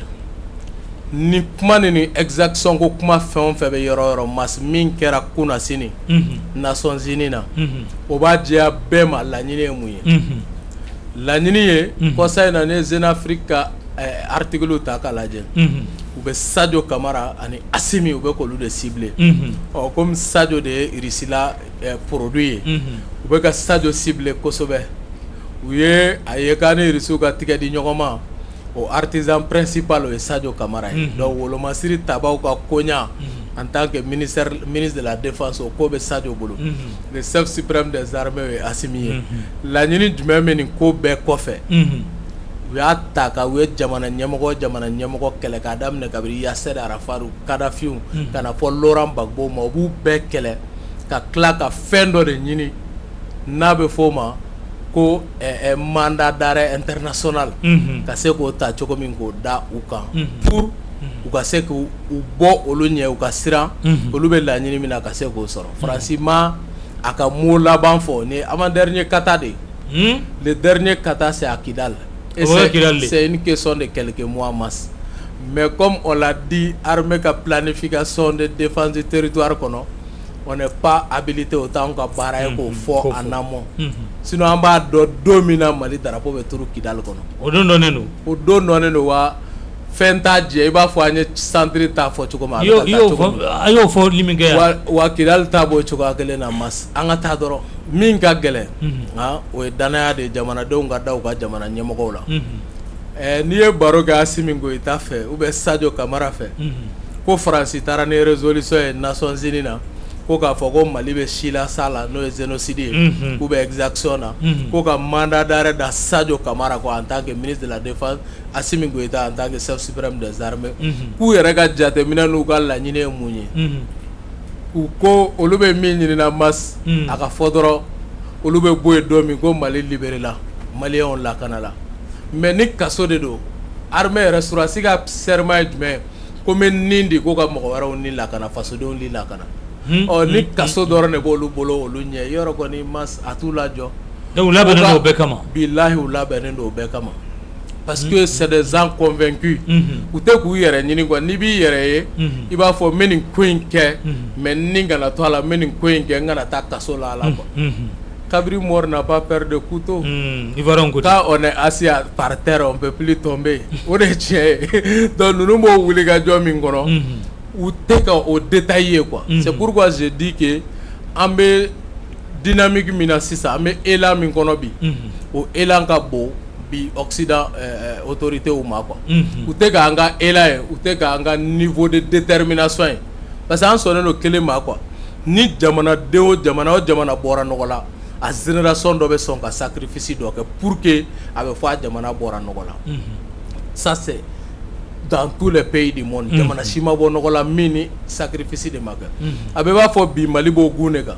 Ni Maliyɛnw sɔnna ka muɲu mas san kelen kalo 12 wallahi o ye Mali kɛlen ka nouveau départ kɛ. Gɛlɛyaw bɛ na dɛ. Gɛlɛyaw bɛ na kurantigɛ b'o la wariko b'o la mais c'est le prix de la victoire. I tɛ se ka sebaya sɔrɔ k'i tɛ tɔɔrɔ quoi. Gɛlɛyaw bɛ na balokow la a bɛ na furakow la a bɛ se ka na ko camanw na mais o côté bɛ an b'o fɔ fɛnɛ tɛ ja peut-être ko parce que bi an b'a kɔnɔ tɛ dɛ mais kabiri a kɛ wagati don min na embargo kɛra le 9 le 10 an ye ɲɔgɔn sɔrɔ ka point de presse kɛ bourse du travail la j'ai été la première personne min ko Modibo Keita dit que le leader est le premier sacrifié, le dernier servi. Nyema de be toro fanba ta ni gɛlɛya nana wa ni hɛrɛ nana ale bɛ kɛ mɔgɔ laban ye k'i damu an ko an ka jamana ɲɛmɔgɔw ka sɔn tiɲɛ na ka dɔ bɔ o fana ka sara la o ye tiɲɛ de ye quoi mais ne b'a dɔn o kuma in man d'u ye parce que ni n y'a fɔ kuma o kuma n yɛrɛ collègues que ça soit CNT après ni ni dɔw ye ɲɔgɔn sɔrɔ gouvernement ministre ils pensent que a b'u fragiliser mais o tɛ tiɲɛ ye quoi parce que an bɔra yɔrɔ dɔ de la caman bɛ yen olu bɛ CNT kɔnɔ caman bɛ yen u bɛ gouvernement kɔnɔ mais olu ma o kɔnbaw kɛ ka na quoi et puis juru min b'anw na consciencieusement nous on a un pacte de sang avec le peuple malien mɔgɔ dɔw de sara anw ka wulikajɔ kɔnɔ quoi min yɛrɛ ma daminɛ bi c'était un long processus an ye min daminɛ kabiri 2012 i bɛ ka kɛlɛ tun kɛra mun wajibi y'anw bolo parce que an ye ATT bɔ yen 2012 an nana ni Ibrahim Boubacar Keita ye ATT suuf sara ni IBK ye donc IBK bɔli ye c'était un parachèvement d'un processus que nous avons entamé en 2012 IBK min dɛsɛra IBK bɔlen ye sisan fo o malikura ka se ka sabati donc dɔw nana u ma kɛlɛw kɛ u tɛ enjeu dɔw u t'a dɔn an bɔra min olu kɔni bolo nana n sigi dɔrɔn n ka damu bɛɛ ta ka taa or juru dɔw fɛnɛ b'an na quoi mas et tout le monde doit accepter de consentir ses sacrifices pour le prix de la victoire. O ye diyagoya de a bɛ président na a bɛ premier ministre la a bɛ CNT président na a bɛ gouvernement membre la a bɛ CNT membre la a bɛ bɛɛ la bi mɔgɔ mɔgɔ ni jɔyɔrɔ dɔ b'i bolo pour an ka jamana ka se ka bɔ nin zone de turbulence in kɔnɔ wallahi moi je suis convaincu détermination bɛ Assimi Goïta la ka se ka jamana bɔ nin dingɛ in kɔnɔ ka jamana bila sen kan min na malidenw ka hɛrɛ ka bon u ka tɔɔrɔ ka dɔgɔya min na Mali bɛ respecter diɲɛ jamana bɛɛ tu la min na Mali bɛ kɛ misali kolo gɛlɛn ye farafinna bolo kalo 12 kɔnɔ ne b'a dɔn ŋaniya ni cɛsiri ni ɲɛdɔn ani faso kanu bɛ Assimi Goïta la k'o baara kɛ mais fo an ka sɔn ka sacrifice fɛnɛ kɛ dɛ o bɛ ɲini ɲɛmɔgɔw fɛ o bɛ ɲini peuple fɛ i t'a ɲini peuple dɔrɔn fɛ k'i t'a ɲini ɲɛmɔgɔw fɛnɛ fɛ dɛ donc ne bolo n'an bɛɛ jɛra k'an tigɛ di ɲɔgɔn ma ɲɛmɔgɔ jamanadenw o de la an bɛ se ka sebaya sɔrɔ donc bi o de y'a to an y'a kanu an kulu bɛɛ ka fara ɲɔgɔn kan parce que an ye jateminɛ dɔw kɛ ɲanafin bɛ dɔw la hali bi certains sont nostalgiques de mars 91 ni olu ɲininka Mali ka indépendance yɛrɛ mars 91 ka bon hali ni 22 septembre n'u kumana ye diɲɛ cogo o cogo la mars 91 an y'an kɔkɔ da Musa la 23 ans de pouvoir sanguinaire an tɛ siran Assimi Goïta ɲɛ u b'o de fɔ anw ye démocratie min laɲini nin to démocratie ye san 30 vous étiez là on sait même pas ce que vous avez fait san 30 i bɛ yan mɔgɔ t'a dɔn yɛrɛ i ye min kɛ i yɛrɛ tɛ se k'i bolo ɲɛsin fɛn na i ye fɛn min kɛ u ka kuma labila kɛra mun ye bɛɛ taar'i dogo médianin dɔ kɔfɛ k'i ka organe nin kelen ko kuma labila la o mɔgɔw bɛ k'u fara ɲɔgɔn kan ka kɛɲɛ ni Mitterrand ka discours de bɔ nin ye min y'u bila en 90 ka na Musa minɛ a caman ni revendication sociale politique wɛrɛw tun bɛ yen qu'ils étaient très légitimes mais o caman y'u bila k'o baara kɛ u mɔgɔ caman bɛ yen bi u sigilen bɛ k'u bɛ fara ɲɔgɔn kan k'u bɛ déclaration kɛ pour ka ɲɛsin jamana bɛ segin cogo de olu bolo u ka continuer ka jamana la segin Faransi jɔnya kɔnɔ u ka continuer ka jamana sigi a sen sabara kɔnɔ donc an ka farali ɲɔgɔn kan on est condamné de se mettre ensemble parce que détail fitinin dɔw bɛ yen mais a tɛ kɛ nkalon kan dɛ an ka fara ɲɔgɔn bɛ kɛ tiɲɛ de kan et sur la base de la conviction mɔgɔ tɛ bila mɔgɔ ɲɛ mais min ni min ka kan o ka to o tigi bolo o ka taa n'o ye parce que misiri kɔnɔ bɛɛ fana tɛ se ka kɛ alimami ye dɛ f'i ka suran dɔ i ka silamɛya dan bonya wa fana a jogow ka k'i la min b'a to ye ni alimamiya bɛ se ka kan n'olu baaraw sera ka fara ɲɔgɔn kan a ka ca Ala fɛ an bɔra ni kɛlɛ in ye yɔrɔ dɔ la bi an bɛ yɔrɔ dɔ la an bɛ fɛ ka taa n'a ye yɔrɔ wɛrɛ la a bɛɛ jate minɛlen don an bolo kunfɛ ko tɛ dɛ an bɛ ka étape suit an tɛ k'an to bi camancɛ bolo fɛ ka Kidali ko kuma fɔ o la wagati u tɛna wuli ko suraka faga bɛ sen na o wagati b'a sɔrɔ Faransi sigilen bɛ Niger kɛlɛkɛminɛn di olu ma ka don ta ka bɔ ta mais constate que wagati dɔ sera maliyɛnw yɛrɛ bɛ fɛ ka bɔ nin kɔnɔ et 2012 mɔgɔ caman tun ye acteur baw ye MNLA kow ni séparatisme ko kumaw la mais 10 ans après mentalité bɛ évoluer i b'a dɔn ko n tun bɛ ka kɛlɛ dɔ minɛ a kɔkɔdisi la mais c'est utopique c'est des rêves a tɛ se ka réaliser Mali kɔnɔ o kama i bɛ se ka kɛlɛ bila tu vas être réaliste i bɛ faamuya min sɔrɔ an k'an tigɛ di ɲɔgɔn ma ka Mali baara Mali min na maliyɛn bɛɛ ka hɛrɛ bɛ lasabati a kɔnɔ a bɛ fɔ min ma état de droit ka se k'o bila sen kan une vraie démocratie au vrai sens du terme mais pas ka démocratie dɔ sigi taille sur mesure k'olu yɛrɛ lakana démocratie min kɔnɔ zon tɛ minɛ démocratie min kɔnɔ sariya tɛ bato ko n'i ye suyɛli kɛ 10 ans après ko o délai de prescription kɛra e o wagati la e ka mandat ye 10 ans parce que i bɛ den mandat sɔrɔ Afrique yan a bɛ fɔ de la Adama Daïko fɛ ko l'Afrique a un incroyable talent ko parce que tu peux gagner des élections et perdre les résultats donc o bɛ se ka kɛ olu ka démocratie de kɔnɔ Manasa o de yira an na donc olu ka démocratie sigi kun ye mun ye anw ma se k'a faamu donc o kama bi Mali den juguw farala ɲɔgɔn kan u farala ka Mali ci a bɛ wajibiya Mali den sɛbɛw kan hali ni fɛn fitininw ma ni ɲɔgɔn cɛ masque an tigɛ di ɲɔgɔn ma ka Mali kisi et puis ka bɔ kuma la ni min ye o de ye ka Abdul Niang fo quoi mas Abdul Niang le même Abdul Niang le journaliste façon ni danbe kuma lase la a caman na ni Abdul Niang ka hakilina tɛ kelen ye mais n'a sera CEDEAO ka sanction ma Abdul Niang y'i jɔ a ka jamana kɔrɔ quoi tabarikala au fana kɔfɛ an ka armée dankarile an ka armée la il a fait une analyse impeccable très pertinente par rapport à la situation de Moura parce que a ma sɔn k'i yɛrɛ bila manipulation kɔnɔ a ma sɔn parce que formation idéologique b'a la quoi an ye ɲɔgɔn sɔrɔ Amadu Jikɔrɔ ne fɛ yen o ka kalanso kɔnɔ ye donc o kama hali souvent n'a bɛ position politique dɔw kun ta ne bolo bi a bɛ sira min kan je l'encourage nin sira kan ka tila ka profiter ka tɔw bɛɛ wele u ka Abdul Niang ka sira la dege quoi walayi adamaden i bɛ se k'i ka position politique ta wagati dɔ la fana i bɛ se ka fili mais kana sɔn ka bila tasarali minɛn kɔnɔ ou bien orgueil k'i minɛ ko fo a ka to n ta la ou bien n ka mɔgɔ gɛnna ka bɔ yen donc n t'a ko bila fo aw fana ka gɛn jamana ka bon mɔgɔ ma quoi donc an bɛ bɛɛ wele an k'an tigɛ di ɲɔgɔn ma nin wagati in na mais dans la sincérité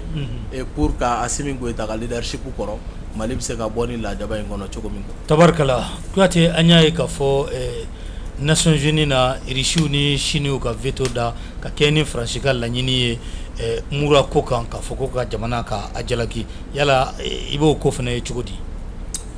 Mas yɔrɔ n bɛ tilen k'a fɔ kuma caman mɔgɔw tɛ ɲɔgɔn bonya jamana in kɔnɔ yan c'est parce que mɔgɔw tɛ ɲɔgɔn dɔn il fallait que ko dɔ ka kɛ nin wagati laban ninnu na pour que mɔgɔ caman tun bɛ kuma fɔ Irisi ko la u k'u datugu quoi i b'a dɔn an ka mɔgɔ kalannen dɔw an bɛ minnu wele ko mɔgɔ kalannenw o yɛrɛ ɲuman na ko fɛn wari tɛ Irisi bolo quoi comme si n'a fɔ jamana ko ye wari ko de ye wari tɛ jamana si bolo diɲɛ kɔnɔ ko Irisi ko fantan jamana don ko kɛlɛ se t'u ye maa caman b'a fɔ yan dɛ wari tɛ jamana si bolo mais jamana si fɛnɛ i b'a ye k'a fɔ o tɛ fantan ye ça dépend min b'i bolo i k'a dɔn i b'o labaara cogo min na de n'i m'o labaara cogo dɔn i bɛ sa fantanya na jamanaw ka fantanya dɔrɔn de comment pouvoir se servir de potentiel existant jamana bɛɛ b'o logique de kɔnɔ cogo min na an y'a fɔ mɔgɔw ɲɛna minnu tɛ Russie la dɔw k'a dɔn ko fɛn o fɛn bɛ farafinna dugukolo kɔ kan yan a bɛɛ bɛ Russie bolo wa ni dugukolo bonya don diɲɛ kɔnɔ i b'a ye jateminɛ n'i ye Russie bonya bɔ farafinna i m'a faamu a bɛ n'a fɔ farafinna bɛ c'est-à-dire que Russie ɲɔgɔn fila de bɛ bɛn farafinna ma à peu près bonya la fɛn t'an bolo dugukolo kɔrɔ min t'u bolo wa u ka dugukolo nafolo y'u ta ye u ka nafolo y'u ta ye u ka kalan y'u ta ye u ka fɛn bɛɛ y'u ta ye donc o nɔ kan en 2012 ma se k'an to Turki n'i ye Turki ta k'a lajɛ kan min n'an b'a fɔ yan fɛn min n'an b'a fɔ yan Faransi ko la kabini 2012 ka ne to Turki i bɛ nin kuma kelen de mɛn u da c'est pourquoi Erdogan kelen don ka kelen nalen ka wuli k'i jɔ ka kɛlɛ ta k'a ɲɛsin tiɲɛnikɛlaw ninnu ma n'o ye Occident ka tiɲɛnikɛla jugu ye a ma balana o nɔ kan bi depuis ka Cheikh Moro Jara to yen an ni mɔgɔ dɔ ye sigi kɛ o sigi kɔnɔ ne ko a ma ne k'u ma n ko ni dɛmɛ ko don diɲɛ kɔnɔ jamana bɛ se k'an dɛmɛ minnu bɛ yen nɔ hali minnu tɛ Chine ye hali minnu tɛ Russie gansan ye n ko Turki b'a la n bɛ ka nin kuma fɔ jumɛn na parce que Sadio taalen Turki k'a kelen ka kuma mɛn a y'i kan dɔn ko finalement k'an tun bɛ ka min ɲini k'o sɔrɔla ne ko ni Sadio tɛ ɲɔgɔn kalama jango k'a fɔ k'an k'a fɔ Sadio ye k'a ka taa Turki mais anw bɛ jamana ninnu dɔn parce que anw tagamana kɔnɔ de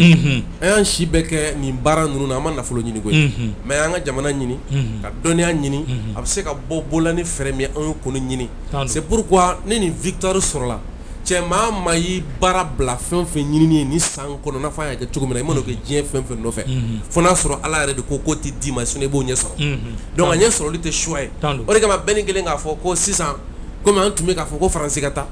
o wagati dɔw y'o dɔrɔn de mɛn mais Faransi tali kɔrɔ ye min ye u m'o ɲɛɲini parce que olu ka balo ye min ye o ye an b'a kalama MINUSMA la yan MINUSMA min filɛ an fɛ yan ko kibaruya bɛ yen ja contrat signé don dɔw fɛ ni MINUSMA ɲɔgɔn cɛ o contrat bɛ taa fo san 35 san 40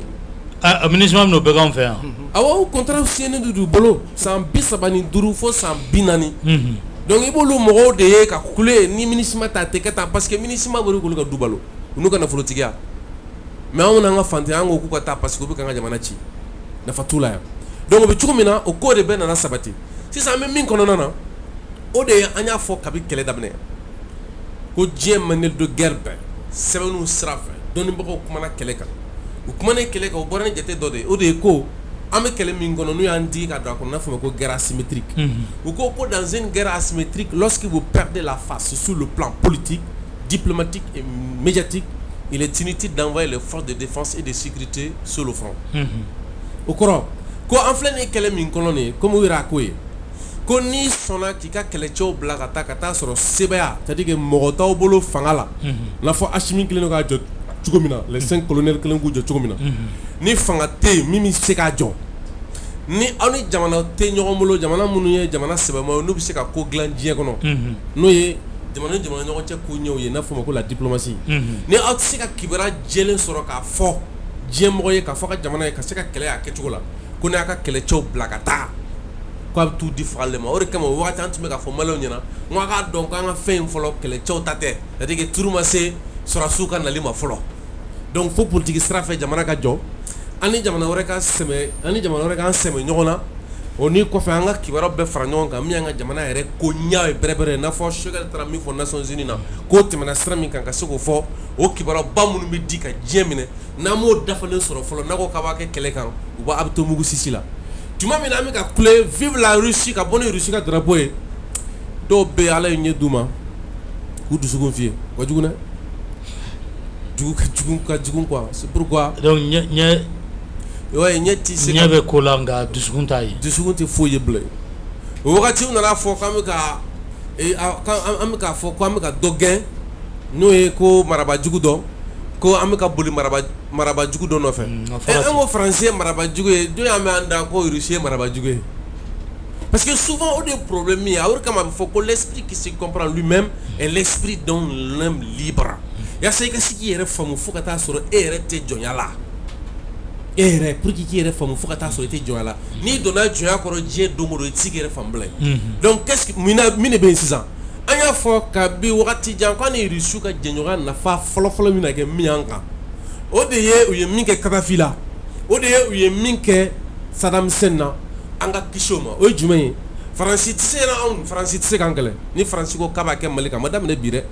Faransi ye Mali kɛlɛ éviter ka taa sɔrɔ an ka sɔrɔdasiw bɛɛ fara ɲɔgɔn kan a tɛ tɛmɛ mɔgɔ 1500 kan a y'anw ni a kɛlɛ éviter mais a y'a Algérie kɛlɛ a kɛra mɔgɔw ɲɛna ko Faransi ye Algérie kɛlɛ ko mɔgɔ caman b'a fɔ ko Algérie ka indépendance sɔrɔla ni mugu ni kisɛ k'o kɛ ni cɛya ye hey cɛya don parce que u sɔnna k'u jɔ san 8 ka kɛlɛ kunbɛn mais Faransi jɔn'u la de k'a kɛ wa Faransi min jɔn'u la k'a kɛ a donni ma ni Faransi tun b'a kalama ko Mali bɛ sɔn Algérie dɛmɛ a tun t'a kɛlɛ kɛ Mali ye dɛmɛ min don Algérie o dɛmɛ de juguyara Faransi ma o de kama Faransi seginna a kɔ tuma min na guerre civile bɛ ka d'u fɛ o de labanna ni 4e république chutée Faransi ka na ni 5e république ye Algérie kɛlɛ donc o kɛlɛ min kɛra Faransi y'a dɔn diplomatiquement farafinna kɔnɔ yan Mali bɛ position min na ni Mali kɛlɛcɛw ye baara min kɛ tuma min na an bɛ Faransi libéré o bɛɛ dɔnnen kɔfɛ u y'an ka kɛlɛ éviter donc bi Faransi b'a dɔn an n'ale cɛ match tɛ yen n'o fɔra dɔw sɔn k'a fɔ ko mugu ni kisɛ o kuma t'a la sa c'est vrai Faransi b'a dɔn peut-être CEDEAO b'ale bolo UEMOA n tɛ dɔn UEMOA wa UEMOA de a fɔ cogo UEMOA voilà UEMOA donc ko b'a bolo ko Union africaine b'a bolo ko Nations unies b'a bolo fɛn kirikaraw a b'a jigi da o dɔrɔn de kan ka kule o de kama an y'a f'i ɲɛna o bɛ se ka bɔ a bolo ni fɛɛrɛ min ye n'i y'o bɔ a bolo Faransi a sɛbɛya tɛ denyɛrɛnin sɔnnikɔrɔla fa tuma min na an ka mɔgɔ kalannenbaw karavati jantigiba ninnu kirikaraw Sisi ni wayiwayi mɔgɔ ninnu o bɛ ka Faransi kɛ fɛn bɛɛ ye c'est pourquoi n'an y'u lamɛn an bɛ siran u kana na jamana na quoi parce que u bɛ cogo min na ni min b'u la hakilina min b'u la jamana man ka kalifa a tigilamɔgɔ la quoi parce que ils ont des âmes très faibles u ni ka fɛgɛn ja ka fɛgɛn u tɛ se ka jamana mara jamana tɛ se ka d'u ma a kana k'u bolo ko juguya don dɛ n'a d'u ma foyi t'a kɔfɛ ni kunangoya tɛ foyi t'a kɔfɛ ni lajaba tɛ donc o bɛ cogo min na an y'a fɔ ko an tɛ se ka nin kɛlɛ kɛ ka taa sɔrɔ ni sɔrɔdasiw ko k'u bɛ don sisan mɔgɔw ni tiɲɛnikɛlaw duru kɛra ɲɔgɔn na aw de ko ten IBK yɛrɛ ka wagati a ɲininkalen tuma dɔ la kɛlɛ in cogo la ko fagaliw bɛ ka caya maaw la minnu tɛ finitigilakaw ye a da ko nous sommes dans une guerre asymétrique et dans la guerre asymétrique il n'y a pas de règle fixe oui donc ni mɔgɔ bɛ ka ci o la oui donc i b'a ye k'a fɔ ko maa minnu bɛ ka ale accuser kabi su IBK k'a fɔ ko bavure bɛ ka kɛ ko guerre civile kɛra jamana jumɛn kɔnɔ armée jumɛn fɛ k'a fɔ ko bavure ma kɛ ça c'était au temps de IBK wagati min na bavure ko kuma bɛ ka fɔ mais bi an kan tɛ ka bavure ko kuma fɔ dɛ o bɛ k'a fɔ de ko civil bɛ ka faga donc i b'a dɔn Faransi u ka jamana fɔlen don nin ma la c'est comme n'a fɔ un moment Faransi ka mɔgɔw dɔw ou bien kuma dɔ fɔ k'a fɔ ko bɛn ne kuma dɔ fɔ a ma kuma min fɔ quoi mais maintenant n'i ma jamana kɔnɔ denw bila c'est pour qu'an ye émission spéciale kɛ bɛn ne kuma min fɔ o n'a fɔra ko bɛn ne min fɔ k'a bɛɛ passer mɔgɔw y'a dɔn sisan k'a fɔ ko min fɔra o ni bɛn ne bɛ ka jalaki min na a ka jan ɲɔgɔn na ko jɛgɛ ni jɛgɛbaji donc sisan u bɛna mun fɔ mɔgɔw ɲɛna ko civil fagara comme si n'a fɔ ni minnu bɛ ɲɔgɔn na civil tɛ quoi i y'a ka gale ka mɔgɔw ce sont pas civil Mahamadou Kufa ka mɔgɔw ninnu civil de tɛ mais o bɛna civil ko kɛ mun ye k'i bɛ bɔ civil la tuma min na ni marifa ta et puis an y'o ɲininka a b'a fɔ k'u ma ko guerre civile o guerre civile olu civil ninnu u ma marifa de ta ou bien u y'a kɛ n'u bolo de jaabi bɛ se ka don bɛ se ka don la donc c'est des gens qui sont très forts lorsqu'il s'agit d'amener le faux débat bon n'o faux débat kɛra faut que an ka fɛɛrɛ kɛ ka kuma lase minnu b'a to mɔgɔw k'a dɔn ko an bɛ ka taa yɔrɔ min na filima ko tɛ c'est-à-dire que bikɔ c'est-à-dire que an bɛ fɛ ka min fɔ quoi adamaden ka sɔn i ka jɔnya ma n'o y'i ka alajɔnya ye m'a fɔ ma a bɛ fɔ o ma ko humilité la modestie o ye an yɛrɛ bɛ sɔn an ni ɲɔgɔn cɛ ka majigi min kɛ a fɛn ye fila de humilité o y'an ni ala cɛ ye la modestie o y'an yɛrɛ dama ɲɔgɔn cɛ an yɛrɛ bɛ majigi min ta ka ɲɔgɔn sɛgɛrɛ donc o nɔ kan i bɛna ye k'a fɔ diɲɛ kɔnɔ maninfin ka sɔn ko i ye jɔn de ye quoi o de kama an bɛ kuma kan toto sinon an y'a f'i ɲɛna ka plateau kan ko fɛɛrɛ tɛ ninnu bolo u bɛ se ka min tigɛ k'an tɛ se ka min kunbɛn donc bi Mali ka diplomatie sira fɛ jamana min n'olu ka sɔrɔ ka bon ni diɲɛ bɛɛ ta ye bi n'o ye Chine jamana min bɛ yen bi n'u ka sɛbɛya ka bon ni diɲɛ bɛɛ ta ye bi n'o ye Russie bi an ni Russie denw de bolo bɛ ɲɔgɔn bolo kɛlɛ kɔnɔ o wagati kelen le petit Macron i b'a ye k'a fɔ wagati min na RFI datugura an kun bolo k'an bɛ fɛ ka dɛmɛ don pour que u ka denni i b'a wolo cogo di Florencia non Marie Le Pen ale de wulila ka kuma ci ka caya ale fana binna yen nɔ an ko ah bon donc anw kama ko ka Makɔrɔ falen la e sigilen bɛ papa b'i yɛrɛ kɛ i n'a fɔ i b'i yɛrɛ jogin ni Makɔrɔ ye donc comme an bɛ Makɔrɔ ɲini dama dɔn an ye Makɔrɔ to yen fɔlɔ donc o bɛ cogo min na a yɛrɛ k'a fɔ ko bi Faransi girinna ka wuli a ɲɛ datugulen juguya fɛ aveuglé par la méchanceté extrême a bɛ wuli k'a bɛ taa ko ka Mali ɲangi ou bien ko ka taa bila enquête kana kɛ an ka jamana kɔnɔ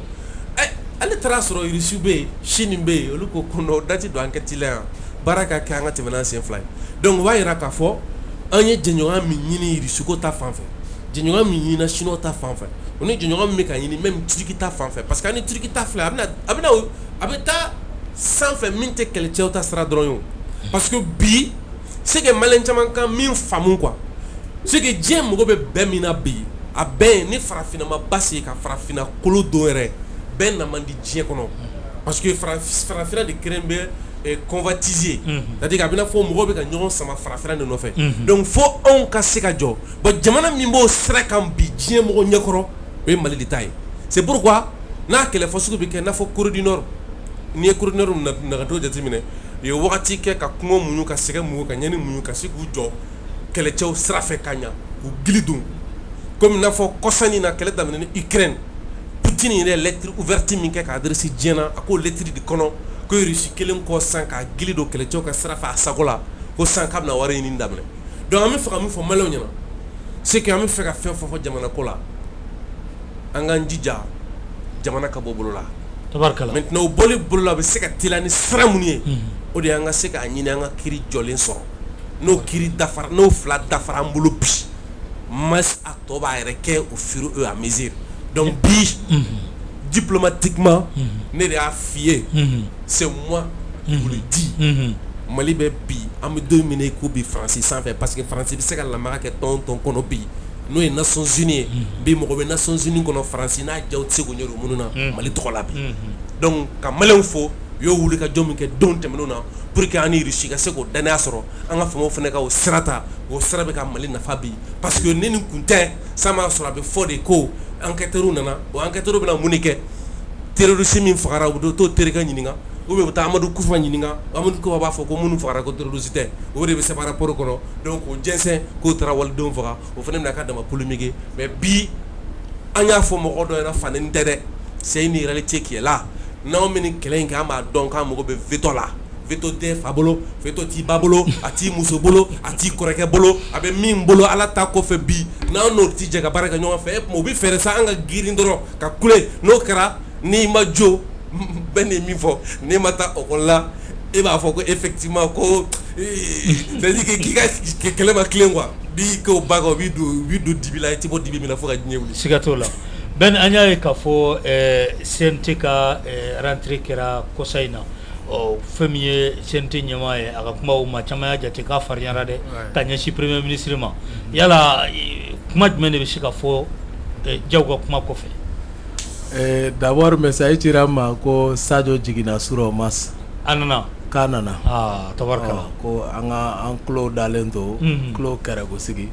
an bɛna kibaruya kura mɛn k'an bɛna kibaruya kura mɛn nka a kɔni tɛ bɔ ne de da bilen tabarikala nka i b'a dɔn fɛn min don kɔni a tɛ bɔ ne kɔni da o fɔra ka ban wa sisan an bɛ taa ɲɛfɛ de ok donc maintenant sisan u bɛ ka bɛn dɔw bɛ ka ɲininka ko ko facteur ko cogo di dɛ n ka kan ka min fɔ la o fɔra ka ban olu de bɛ ka ɲini olu ko k'a bɛn nkalon ye olu de bɛ ka ɲini ka dɔn k'a ko bɛ cogo di olu de bɛ ka ɲini donc an ka mention spéciale kɛ Russie ni Chine ye minnu jɔra Mali ni Faransi ka janfa ni ɲɔgɔn cɛ. ko Russie participera la dɛ y'o bɛɛ fɔ o kumaw kɔni an tɛ ɲɛfɔli walawalali t'an bolo maintenant an ka guerre banna nin bɛɛ bɛ ɲɛfɔ u ko muɲu quoi an bɛna mémoire sɛbɛn peut-être dans 50 ans ni kɛlɛ in banna dans 50 ans an bɛ kɛlɛ in ɲɛfɔ la quoi mas sinon an bɛ wagati min na sisan min bɛ an ka guerre ka ban o de y'an ka laɲini ye donc o kama Chine ni Russie folen kɔ minnu ye Mali kɔkɔrɔma dɔ i b'a fɔ Sidiki y'a fɔ cogoya min na Faransi ka janfa kura wɛrɛ la hali ni dɔwɛrɛw bɛ nalen mais ni Ala sɔnna a ma an jɔlen bɛ to kɔ min ye an ka président ye Maliki Diaw CNT ɲɛmɔgɔ a ye an ka avril saison dayɛlɛli la a ye kumaw fɔ mɔgɔ caman ye kuma farinya ta ka ɲɛsin premier ministre ma nka premier ministre yɛrɛ ka ɲi k'a dɔn ko o ye exercice démocratique ye quoi la séparation des pouvoirs donc hali n'o y'a sɔrɔ période transitoire c'est une période d'exception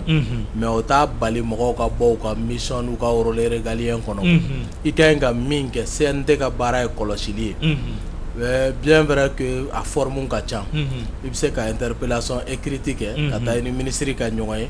i ma faamuya sɔrɔ ko dɔ la a ka ɲɛ f'i ye proposition min bolo i k'o kɛ an yɛrɛ b'o caman ba de kɛ ni ye ne ni nin transition comme Malik ta a y'a fɔ sɔrɔsi kan na dɛ rassurez-vous voilà rassurez-vous Malik ta y'o ye donc ne yɛrɛ b'o caman ba kɛ n bɛna Malik ta kɔnɔ o ye sɔrɔsi kan ye dɛ o ye sɔrɔsi kan ye nka gɛlɛya t'a kɔnɔ ne ma gɛlɛya a y'a kɔnɔ donc ne ma gɛlɛya a y'a kɔnɔ parce que a baara kɛlen premier ministre ye fɛnɛ y'a ka ministre bɛɛ wele conseil de cabinet la ko an bɛna taa CNT ɲɛkɔrɔ a tɛ mɛn ko kalo 9 in kɔnɔ an ye min kɛ baara la péage bilali la sen kan ko bɛɛ ka na n'i ka résultat ye k'ale bɛna taa ko ka taa CNT ɲɛkɔrɔ ko wele bilala a ma k'a bɛna taa ko ka t'i danna tigɛ donc an bolo n'o fɛnɛ bɔra la mas ala a bɛ kɛ kulonkɛni ye sa dɛ il faut que au moins an ka ɲɔgɔn contrôler an bɛnna cas min kan est ce que a bɛ ka kɛ wa donc ça c'est très normal que olu fɛnw ka fɔ donc a ka lajɛ an ye joli kɛra joli tora pour que majɛ minnu bɛ an bɛ se k'olu dilan parce que fɛn bɛɛ man ɲi dafalen ye ala de ta ye baara bɛɛ man ɲi mais fanba caman bɛ yen donc olu bɛ ka bouger n'i ye lakana bunakun ta o bɛ ka bouger kosɛbɛ nka an ka kɛlɛ filananba ye min ye o ye kiri bunakun ye mais kiri bunakun na sonba kule damadɔw minɛna nka halisa dugumala na kiri tɛ ka bouger. an kun y'a mɛn ko avril la ko maa caman tun bɛ minɛ dɛ. awɔ ko dɔ daminɛna avril yɛrɛ sera camancɛ yɛrɛ la ka ban. mais a bɛ chauffer dɛ mas. avril ye halisa avril in kɔnɔ a bɛ chauffer dɛ. cogo di. an b'a lajɛ caman bɛ seli fitinin saga dun k'i to Bamakɔ kura dɛ. kosɛbɛ. caman bɛ kule la ko n ye parti ɲɛmɔgɔ ye. ko n kun ye a caman bɛna wele yan. masa caman bɛna wele yɛrɛ tɛ koyi parce que u m'a kɛ ka ɲɛ u yɛrɛ b'a dɔn olu yɛrɛ ka wagatiw la mɔgɔ minnu yɛrɛ ye fɛn ninnu kɛ contrôle ninnu kɛ ani instruction ninnu kɛ enquête ninnu kɛ olu de documents de y'a yira rapport kɔnɔ vérificateur général bolo o clé y'u bolo ko vraiment u y'a tigɛ fila la don donc u yɛrɛ sigilen bɛ ka dɔw makɔnɔ o de la dɔw bɛ k'a kɛ sentigɛ ni ko laban ye nka dɔw ma bɔda sɔrɔ olu bɛ yan donc o caman na olu bɛna o fɔ an kɔni ka wulikajɔ fanba ye kiri ka bouger quoi parce que ni kiri bougera fan bɛɛ de bɛ bouger hali don min an taara ministre Kasoge rencontré an b'a fɔ nin yɔrɔ la a cɛ sirilen don gɛlɛya minnu b'a kan a y'olu fɔ an ye an fana bɛ se ka kɔkɔrɔma don min kɛ an y'o fɔ ka tila k'an kan d'a ma ko yɛrɛwolo bɛ serment kɛ ni yuruguyurugu kɛlɛ de don an jɔlen don an dafalen don ministre de la justice kɔfɛ ani Mali procureur bɛɛ a 700 bɛɛ kɔfɛ pour que k'u dɛmɛ cogoya min na u ka bɔ nin kɔnɔ u kana kuma lamɛn parce que kuma ka ca k'a fɔ justice à géométrie variable dɛ chasse aux sorcières dɛ acharnement politique dɛ nin bɛɛ ye kumaw de ye pour que ka justice bali k'olu minɛ parti politique 200 nin kɔ mas o bɛɛ ɲɛmɔgɔ ma wele dɛ ni aw ɲɛmɔgɔ 15 wele aw ko acharnement politique ceci cela sur 200 et quelques partis politiques mɔgɔ tɛ ka minɛ k'i ye politique kɛ quoi mais mɔgɔ bɛ ka minɛ k'i ye min kɛ wale jugu la i ka jamana la o de ka ɲi ka kɛ an kɔni bolo kiriw ka kɛ i balola i sara t'a la hali ni jɔlɔkɔ bɛ k'i kaburu la mas bilahi n'i ma hinɛ faso wari la ka faso wari ta ma kɛnɛ n sara non anw ka foyi t'o la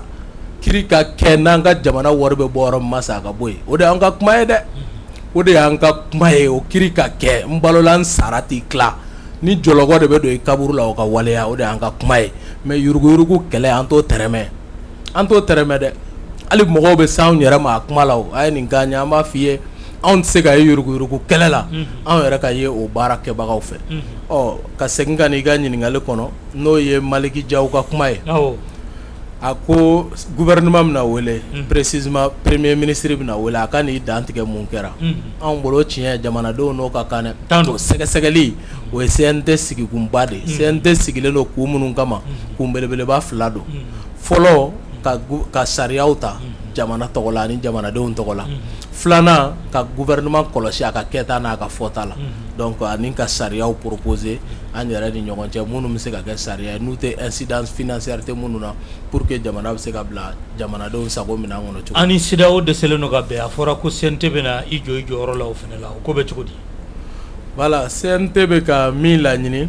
o ye k'a fɔ ka kɛɲɛ ni ANR ka résolution ye ko k'a ta kalo 6 la ka taa san 5 la o ye hakilima kuma ye nka bɛɛ taara i toro san 5 de ka mas an k'a kɛ san 5 ye dɔw yɛrɛ ko a san 5 tɛ tɛrɛmɛ donc en toute sincérité technique de négociation bɛ yen mais dans une négociation surtout diplomatique il faut être réaliste min bɛ se ka kɛ hakilima la i k'o de bila fɛnɛ minɛn kɔnɔ ne bɛ ka min fɔ san 1 an k'an cɛsiri san 1 mas détermination bɛ Assimi Goïta la fɛɛrɛ min b'a bolo ne b'a dɔn san 1 Mali bɛ bila araye kan ne b'a dɔn kosɛbɛ o tɛmɛnen kɔfɛ ni Mali sera ka na basigi kɔnɔ réforme ka se ka kɛ kalata bunakun kan sonba kulew ka se ka minɛ pour que kalata bɛ saniya Mali den sɛbɛ dɔ ka sigi Mali kunna camancɛ fanga kɔfɛ kalata sanuman min ka di malidenw ye mas jamana baara la démocratie c'est un combat quotidien an bɛ dɔ la bi sini dɔ wɛrɛ bɛ dɔ la sinikɛnɛ dɔ wɛrɛ bɛ dɔ la mais k'a kɛ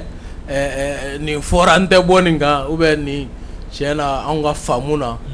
o tɛ fɛɛrɛba ye min ka ɲi jamana yɛrɛ ma et puis n'i bɛ jamana sanfɛ lege la e ka ɲi ka bolodali de kɛ quoi i bɛ bolodali de kɛ parce que CEDEAO texte dɔw ye CEDEAO jamana caman piégé quoi c'est pourquoi anw ka faamu na an ka kuma a la ani mɔgɔ caman ta tɛ taa sira fɛ mais nous avons dit que nous prônons la révolution mais quel type de révolution une révolution intelligente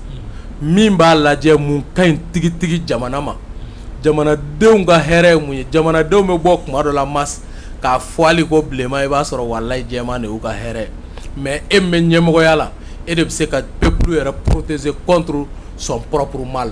hali ni jamanadenw ye kuma dɔ fɔ kibaruya min b'e bolo o bɛɛ tɛ se ka fɔ e bɛ jamana sanfɛ faamuya dɔ bɛ e bɛ se k'o ye ka kɛɲɛ ni kow taabolo ye gunoba dɔw bɛ yen minnu b'e bolo ni jamana ka hɛrɛ b'o la jamanadenw bɛ kɛnɛkanta min ye panparanpaki u b'u wasa dɔ de la mais a dɔw la e de ka ɲi ka kɛ basigi karamɔgɔ ye ka sira yira a bɛ fɔ de ma visionnaire a dɔw la yɛrɛ i b'a sɔrɔ a dɔw man di hali jamanadenw tulo la mais walayi a ka ɲi u ma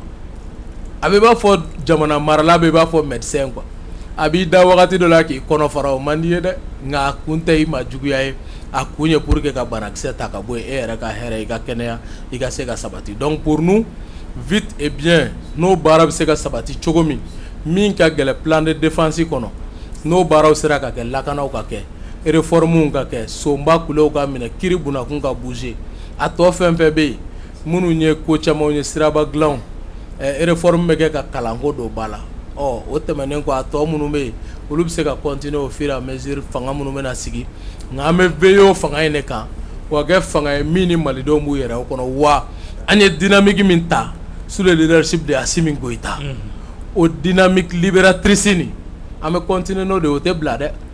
donc Mali den dɔw ka sigi min bɛ malidenw ka jɔnya de kɛ mais a tɛ Faransi jɔnya kɛ a tɛ jamana kɔkan jugu dɔ wɛrɛ ka jɔnya kɛ an ka ɲi k'o baara de bila sen kan pour que an bɛ taa ɲɛfɛ cogo min donc o kɔnɔ CNT ka ɲi ka ɲɔgɔn ye kɛ mais a don ma fɔ fɔlɔ ɲɔgɔn ye bɛ kɛ pour que k'a fɔ bon CNT mɔgɔw ka jateminɛ la nin fana bɛ se ka kɛ sariya ye min n'o o dan bɛ sigi camancɛ fanga bɛ se ka boli san jateminɛ min kɔnɔ comme premier ministre kumana o don ale ye san 2 fɔ ko bi ko gouvernement ko san 2 tɛ tɛrɛmɛ donc anw bolo san 2 c'est raisonnable ni san 2 don hakilimaya la Mali bɛ se ka basigi o san 2 kɔnɔ avec Assimi Goïta et les 5 colonels avec l'équipe Sogel le gouvernement qui bouge parmi lesquels Sadio Kamara donc anw bolo lakana bɛ se ka sabati o kɔnɔ o tɛmɛnen kɔfɛ ka kalata sanumanw kɛ min na malidenw b'u yɛrɛ y'a la ne bolo ça c'est raisonnable mais k'a fɔ san 1 ni kalo 6 gosira o kɔtugu an k'a da ka san 5 tugu donc san 6 ali fɛngɛ souvent il faut que an k'a lajɛ min bɛ se ka kɛ n ko yɔrɔ min na pour que ka bɔ kuma la n ko CEDEAO sariya dɔw bɛ yen u y'olu kɛ u ye verrou kɛ CEDEAO état membre ni ɲɔgɔn yɛrɛ ɲɛ quoi o verrou dɔ ye jumɛn ye u ye min sigi k'a fɔ ko ni ko i ka bɔ CEDEAO la ko fɔ san kelen sinon i tɛ se ka bɔ n'i ye laɲini kɛ bi 10 avril fɔ 9 avril 2023 o de la i bɛ se ka bɔ donc o kɔnɔna na u ka embargo min b'i kan ko tu restes membre à part entière donc janfaw ni fɛɛrɛ caman sigira a kɔnɔ u ye verrouillage kɛ pour ka se ka mɔgɔw minɛ ni jan caman ye quoi donc pour nous o kɔnɔna na an ka ɲi ka jateminɛ caman kɛ vite et bien o baara bɛ se ka bila sen kan cogo di donc anw b'o de prôner quoi baara min bɛna kɛ o de ka bon anw bolo ni délai ye mais o baara bɛ se ka kɛ min kɔnɔ o de ka ɲi ka lajɛ fɛnɛ k'o wagati fɛnɛ kɛ wagati kɛrɛnkɛrɛnnen san 2 min fɔra anw bolo o bɛ se ka wasa la le délai c'est indicatif mais la mission c'est l'objectif donc mission ye ka Mali dugukolo bɛɛ dafalen segin Mali ma ka réforme majeure kɛ élection ko ni éducation ko ni sanitaire santé domaine kɔnɔ donc o tɛmɛlen kɔfɛ masse pour nous kalata sanuman ka kɛ a tɔ bɛ se ka lajɛ jamanajɔ ye don caman baara de ye tabarikala Kuyate san 2 min ni premier ministre ko an tɛna bɔ a kan yala e dan b'a la k'a fɔ an bɛ laɲini min kɔ jamana lakana sabatili ka taa se réforme ma san 2 a ka ɲi Masi yani n b'o jaabi o ye kiiriko min ni yɛrɛwolo y'a ta fɔ an ka o kɛ kɛlɛ kura min n'o bɛna daminɛ an ka o bila kɛlɛ bɛɛ ɲɛmɛ parce que jamana ko bɛɛ sirilen do o de la Masi n'i y'an ka jamana ba in ta k'a lajɛ i b'a dɔn courant ko gɛlɛya b'an da la o b'an da la dɛ mais Masi maa minnu bɛ courant yɛrɛ consommer les vrais consommateurs de l'électricité olu tɛ courant sara o minnu yɛrɛ bɛ courant minnu ka jugu a ma yɛrɛ olu t'a sara minnu ka facture yɛrɛ kan ka se ka taa 1,1 ni 2 ni waa caman na olu tɛ courant sara o pourquoi an bɛ fɛ juru bɛ minnu na EDM k'an ka juru ɲini ka na n'u ye mais o jurumantigiw fɛnɛ n'u ye juru ta ka taa se fo 200 millions o tɛ siri ɲɛ bilen quoi parce que n'e maga olu la yan'o ka taa 200 millions d'i ma o bɛ se ka taa 200 millions de n'i wele kiri la 3 millions ni 4 millions ni 1 million ni 200 000 ni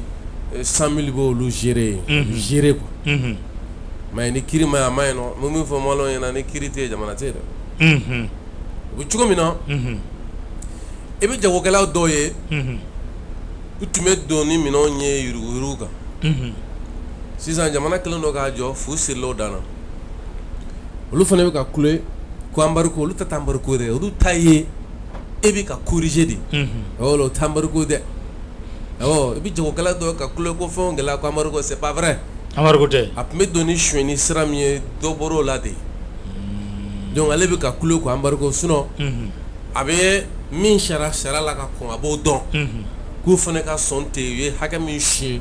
o wagatiw kɔnɔna na u ye min k'o la k'u garijɛgɛ ye u ka bɔ juguya kɔnɔ u ka sɔn k'u bila jamana ka bolo kan avancer ni fɛn misɛnmisɛnninw bɛ kɛ jamana kɔnɔ a bɛ mɔgɔw sɛgɛn souvent i b'a sɔrɔ n'an ma hakili jagabɔ a kan k'a bɛ k'an ɲɛna ko kow ka gɛlɛn ka taa sɔrɔ ko gɛlɛnba tɛ donc o bɛ cogo min na CEDEAO ko in kɛra balawu de ye parce que u nana tɔn sigi minnu y'u yɛrɛ sɔrɔ a kɔnɔ jamana 15 a jamana 15 kɔnɔ bɛ yen n'a bɔra Asimi Goyita la a jamana 15 a masakɛ si ta t'a yɛrɛ ye jango k'a fɔ k'u ka se ka u yɛrɛ ka hakilina ta ka baara kɛ n'a ye o de kɛra CEDEAO ko la gɛlɛya ye o gɛlɛya kɔnɔna na e ka lajɛ tuma min na IBK bɛ bin CEDEAO kun kan bɛ k'a fɔ ko olu ka ligne rouge ni fɛn kirikara Jean-Yves Le Drian n'i kanto ko binna ka ban sa k'an ka taa ɲɛfɛ CEDEAO tugura kɔ yan'u bɛ sanction ta ka taa sɔrɔ wagati fɔlɔ yɛrɛ n'o ye kalo 18 fɔlɔ min fɔra o ma ban Florence Parly o dana tigɛ kabi Sénégal o bɔlen kɔfɛ an nana ye kɔsannin na Macron fɛnɛ a bɛ k'a ɲini k'a fɔ ko a bɛ taa Nations Unies na mais Nations Unies na o ye numéro jan ye sisan an mago bɛ min na o de ye u ye fɛɛrɛ kɛ CEDEAO ko in na ka na Mali problème kɛ délai ko ye ka kɛ i n'a fɔ wagati ko de bɛ yen anw na mais wagati ko t'anw na kɛlɛ banni minɔgɔ bɛɛ minɔgɔ jamana ka sigi jamana kɔnɔdenw ma o minɔgɔ jamana ka a yɛrɛ sɔrɔ o minɔgɔ o de b'anw na maintenant u mana ni kuma ye o kan u nana ni kuma ye wagati ko kan u nana ni kuma ye wagati ko kan kabako kɛra min ye c'est que an ka jamana kɔnɔ mɔgɔ kalannenw u m'a ɲini k'a dɔn CEDEAO ka sɛbɛn ye min fɔ CEDEAO mɔgɔw nana a bɛ fɔ min ma ɲangili minnu ta k'o yanga u y'o de ɲanga CEDEAO nɔfɛ i bɛ bɛɛ mankan bɛ sanction mais an bɛ ka yɛrɛ ɲininka an bɛ ka sanction min fɔ a bɛ CEDEAO bolo a ka sɛbɛn jumɛn de kɔnɔ il a fallu que CEDEAO yɛrɛ k'o ta sa pour que a yɛrɛ k'a dɔn ko ja ko t'a ka sɛbɛn kɔnɔ awɔ CEDEAO yɛrɛ kelen k'a ta u y'a dɔn ja k'a to ka sɛbɛn kɔnɔ parce que a taa ni bi cɛ danfɛn ma sɔrɔ dugukolo kɔ kan min ko CEDEAO ye ɲɛngɛli min ta ka ɲɛsin Mali ma k'a ani sariya bɛ bɛn mais yanni a ka ta a ye pourtant mɔgɔw tun bɛ ka kule n'a ye an ka kɛ tan CEDEAO bɛ na kɛ ten donc c'est pour vous dire que mɔgɔw dɔw bɛ yen an ka mɔgɔ kalannenw don jamanadenw dɔw yɛrɛ a kɛra sa u y'a kɛ a daba kama o kɛra a kɛra u ma o ye CEDEAO yɛrɛ dɔ fili la parce que olu tun bɛ ka kuma min fɔ CEDEAO ye ka ŋana juga bolo kuma de kan ni Maliyɛn bɛɛ kun jɛra k'a fɔ o wagati sanction ko in kabako tɛ Tchadi sariya kɔnɔna na a ka ca Ala fɛ CEDEAO kun y'a dama dɔn mais mɔgɔ minnu tun bɛ fanga la minnu ka laɲini ye jamana o denw ka échouer parce que jamanadenw ka échouer jumɛn o ye a ye sira min ta sira in ka k'aw bolo ta ani goni ye sira in ka k'aw bolo ɲangili siraw ye donc olu ni u nana jɛ u ni Faransi ka calcul bɔ dɔrɔn k'a fɔ u bɛna ɲangili ta k'an sɛgɛrɛ ko dɔgɔkun 2 dɔw yɛrɛ ko dɔgɔkun 3 ko Mali ko bɛ ban mais sisan ko jago kunu tun y'a kalo 3 yɛrɛ tellement que le temps part vite donc n bɛ fɛ ka min fɔ embargo oui ko kunu tun y'a kalo 3 yɛrɛ je crois c'est ce qu'ils ont dit 9 janvier 9 avril donc 3 mois donc kalo 3 an bɛ embargo la donc n bɛ fɛ ka min f'i ye nin yɔrɔ la 2 ans hey sisan an bɛ se k'a lajɛ a bɛ se ka kɛ pression y'ale minnu bɛ fanga la u ka se ka ko dɔ sigi sen ka teliya ka bɛn wagati fɔlen ma an bɛ se k'an tulo don a ko kɔrɔ ka kɛ n'o de sinon transition in don transition in tɛ o Mali kɔnɔ yan fɔ n'an dɛsɛra Ala kana an dɛsɛ sinon an ko de jamana bɛ bɔ bolola de jamana in a bɛ bɔ bolola de mais san 2 min fana bɛ ka kuma bɛ ka fɔ san 2 kɔnɔ ko caman bɛ se ka kɛ mais an k'a fɔ u ɲɛna n'an sɔnna k'a fɔ k'an bɛ san 2 fana kɛ o san 2 kɔnɔna na den juguya min ni k'an segin an kɔ Faransi ka papale wale minnu fana bɛ yen fɛrɛ ka kɛ kɛlɛ ka kɛ o ka bɔ CEDEAO kɔnɔ parce que e k'a lajɛ CEDEAO ye tɔn de tɔn min don 2012 la an kɔrɔ kalo 2 yani Amadu Tumani Ture ka fanga bɛ bin u da donnen filɛ ko minnu na nin ye n'o ye protocole ye o ko ninnu taara kalo 2 yani Amadu Tumani Ture ka fanga bɛ bin CEDEAO kɔnɔ u nana UEMOA da min don nin baara in na UEMOA yɛrɛ ka foyi tɛ nin si la donc kana UEMOA yɛrɛ sigi nin kɛnɛ kan don min na o bɛ nin janfa ta ka Mali sɛgɛrɛ o yɛrɛ tun tɛ bɛnbako ye o bɔlen kɔfɛ UEMOA u bɔra ni jate min ye o don UEMOA nana fɔ ale ta fan fɛ kiri nana bɔ n'a ye k'a fɔ ko bin kɛra Mali kan ko ka wuli le 25 mars n'o ye mars kalo tɛmɛnen tile 25 ye u taar'u sigi ka tila ka UEMOA juge bɛɛ neni UEMOA juge bɛɛ y'a bɛɛ neni parce que UEMOA ko min ka wuli u tila k'a fɔ u ka 14e point na k'a fɔ ko UEMOA ko min ka wuli ko ka to yen donc finalement ne bɛ yɛrɛ ɲininka minnu kun y'u les sisi ye wayi la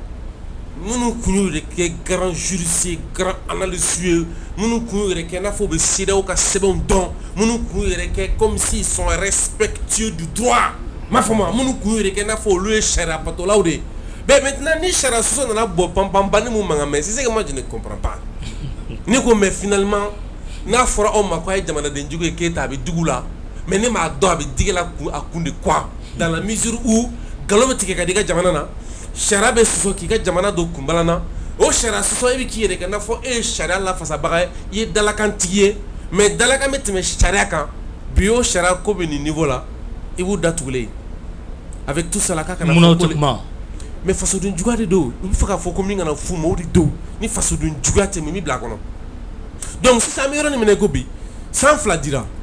mais o san 2 min dira an ka fɔ fɛnɛ fɔ n'o san 2 nana kɛ Faransi bolo CEDEAO bolo UEMOA bolo ɲɔgɔn sama ni bɛnsɛnkɔniyaw la peut-être a b'a sɔrɔ san 2 bɛ d'a ma mais a tɛna se ka san 2 fɛnɛ bɔ ka kɛ ni degun min y'aw sɔrɔ ye parce que san 2 bɛ dépend kɛnɛ labilali de la san 2 bɛ dépend an minnu ko k'an ka taa ɲɔgɔn fɛ n'an ko n'an diya ɲɔgɔn ye c'est pourquoi an bɛ min fɔ avec retenue o de ye san 2 kɔnɔ fanga ka baara kɛ u seko ni damayira la maintenant san 2 fana bɛ se ka kɛ pression ye pour que olu yɛrɛ fana k'a dɔn k'a fɔ ko min b'u bolo ko wagati ko don donc o nɔ kan min bɛ se ka kɛ ka jamana ni jamakodenw lafiya o baara ka kɛ mais an fana ka hakili fana to a la fana n'a fɔ kɔsa in na ye ɲininkali min kɛ Ben na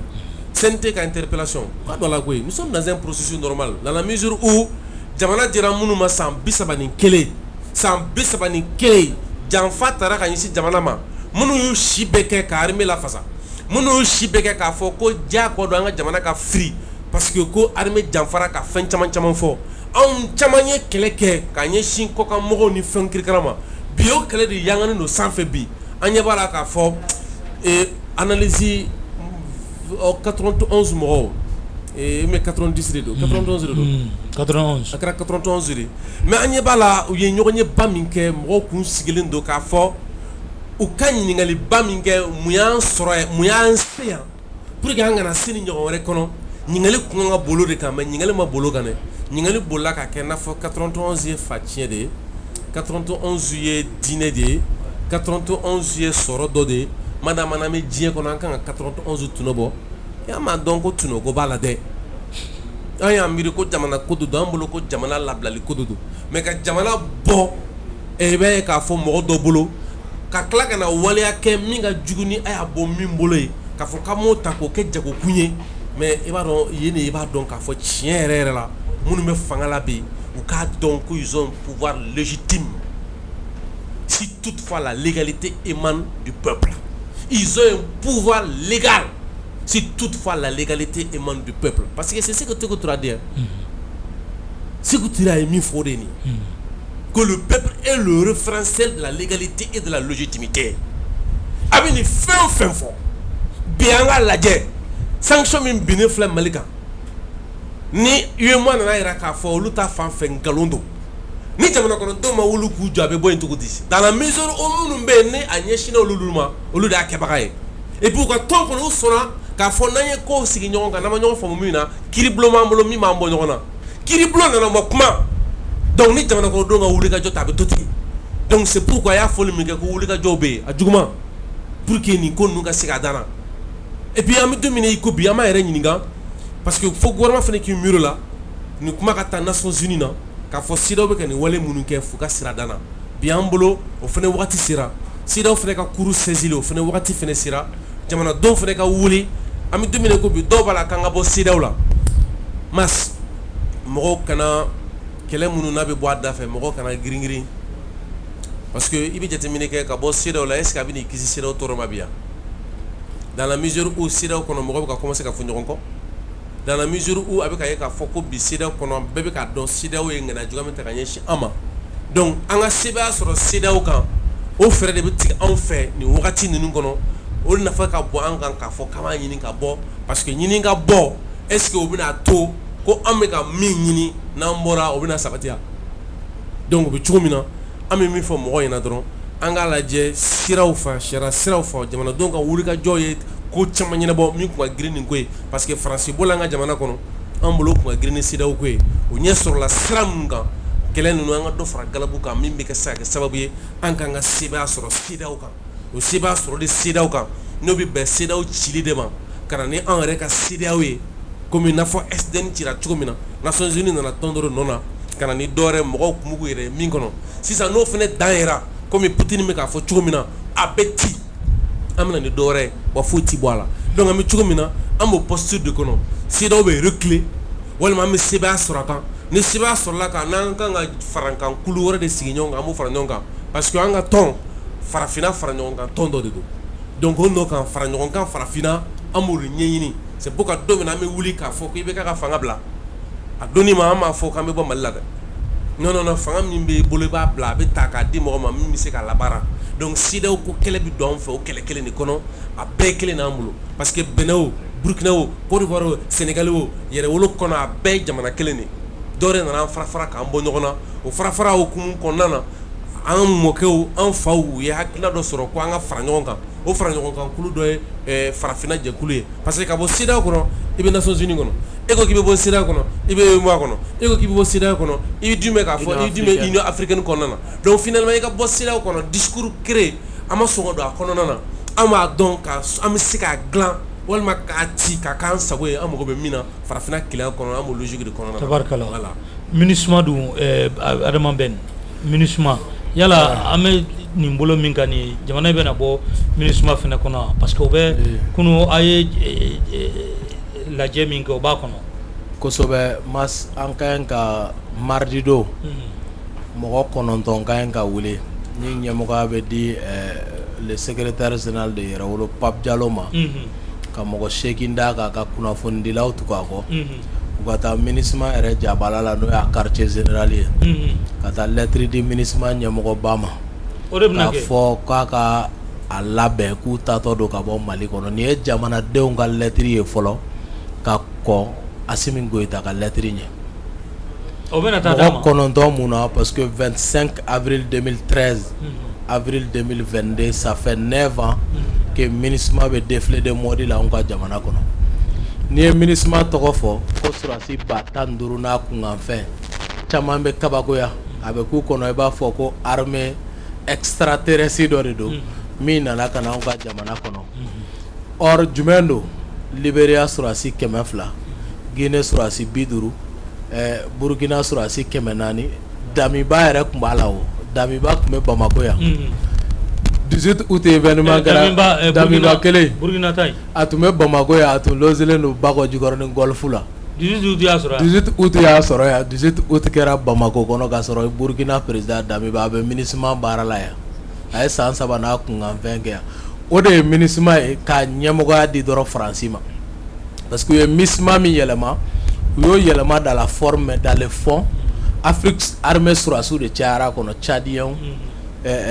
Camerounais Béninois olu de cayara kɔnɔ ani nana ni Union européenne jamana dɔw ye ka bila kɔnɔ et tous les postes stratégiques sont occupés par les Français wa MINUSMA ka mandat bɛ renouveler san o san au mois de juin a mandat renouvellement na France ministre des affaires étrangères de b'a projet porter ni taara le tribune des Nations Unies na i b'a ye soit Bube bɛ Zahil bɛ diriya kɔfɛ soit Boubou Cissé sigilen b'a kɔfɛ Mali premier ministre yɛrɛ bɛ taa mais a bɛ sigi kɔfɛ France ministre des affaires étrangères de bɛ kuma MINUSMA c'était un projet français pur et dur France ka projet de do o la an kun ko MINUSMA ma n'a lead bɛ se ka di Russie la ma ka leadership di Russiw ma o la an bɛ se k'a fɔ an b'an yɛrɛ ye o mission kɔnɔ mais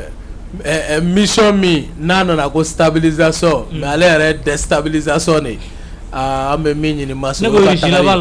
o tɛ min na Russie b'a kɔnɔ du moment que a votera résolution na ka ban Nations Unies na mais u ka kɛlɛcɛw t'a kɔnɔ nka u ka ok b'a kan ka kɛɲɛ don min na an yɛrɛ tun y'an siri k'an yɛrɛ da donc o la olu tun tɛ se ka fɛn kɛ nka bi n'an ko k'an bɛ bɔ a kɔnɔ Russie ni Chine de bɛ kɛ jamana fɔlɔ ye k'an dɛmɛ o de ye Assimi Goïta ka taabolo ye parce que n'i ye yiri bolo tigɛ n'i m'a dili bɔ a bɛ bolo kura nugu kɔ i ye France gɛn yɔrɔ min na k'u ka takuba gɛn ye a bɛ wajibiya i kan i k'a tɔni lase o ye jumɛn ye ka MINUSMA gɛn k'a fɔ G5 Sahel mɔgɔw ye tiɲɛ na an de jɛlen don cɛncɛn ka jamana ninnu na Burkina Niger Mauritanie Tchad mais an k'a lajɛ ni an bɛ se ka nafa don ni don kosɛbɛ bilatéral la Burkina i mago bɛ Mali ka dɛmɛ jumɛn na komi bi anw ye puissance ye an bɛ se ka taa aw dɛmɛ cogo di Burkina k'aw ka kɛlɛ ban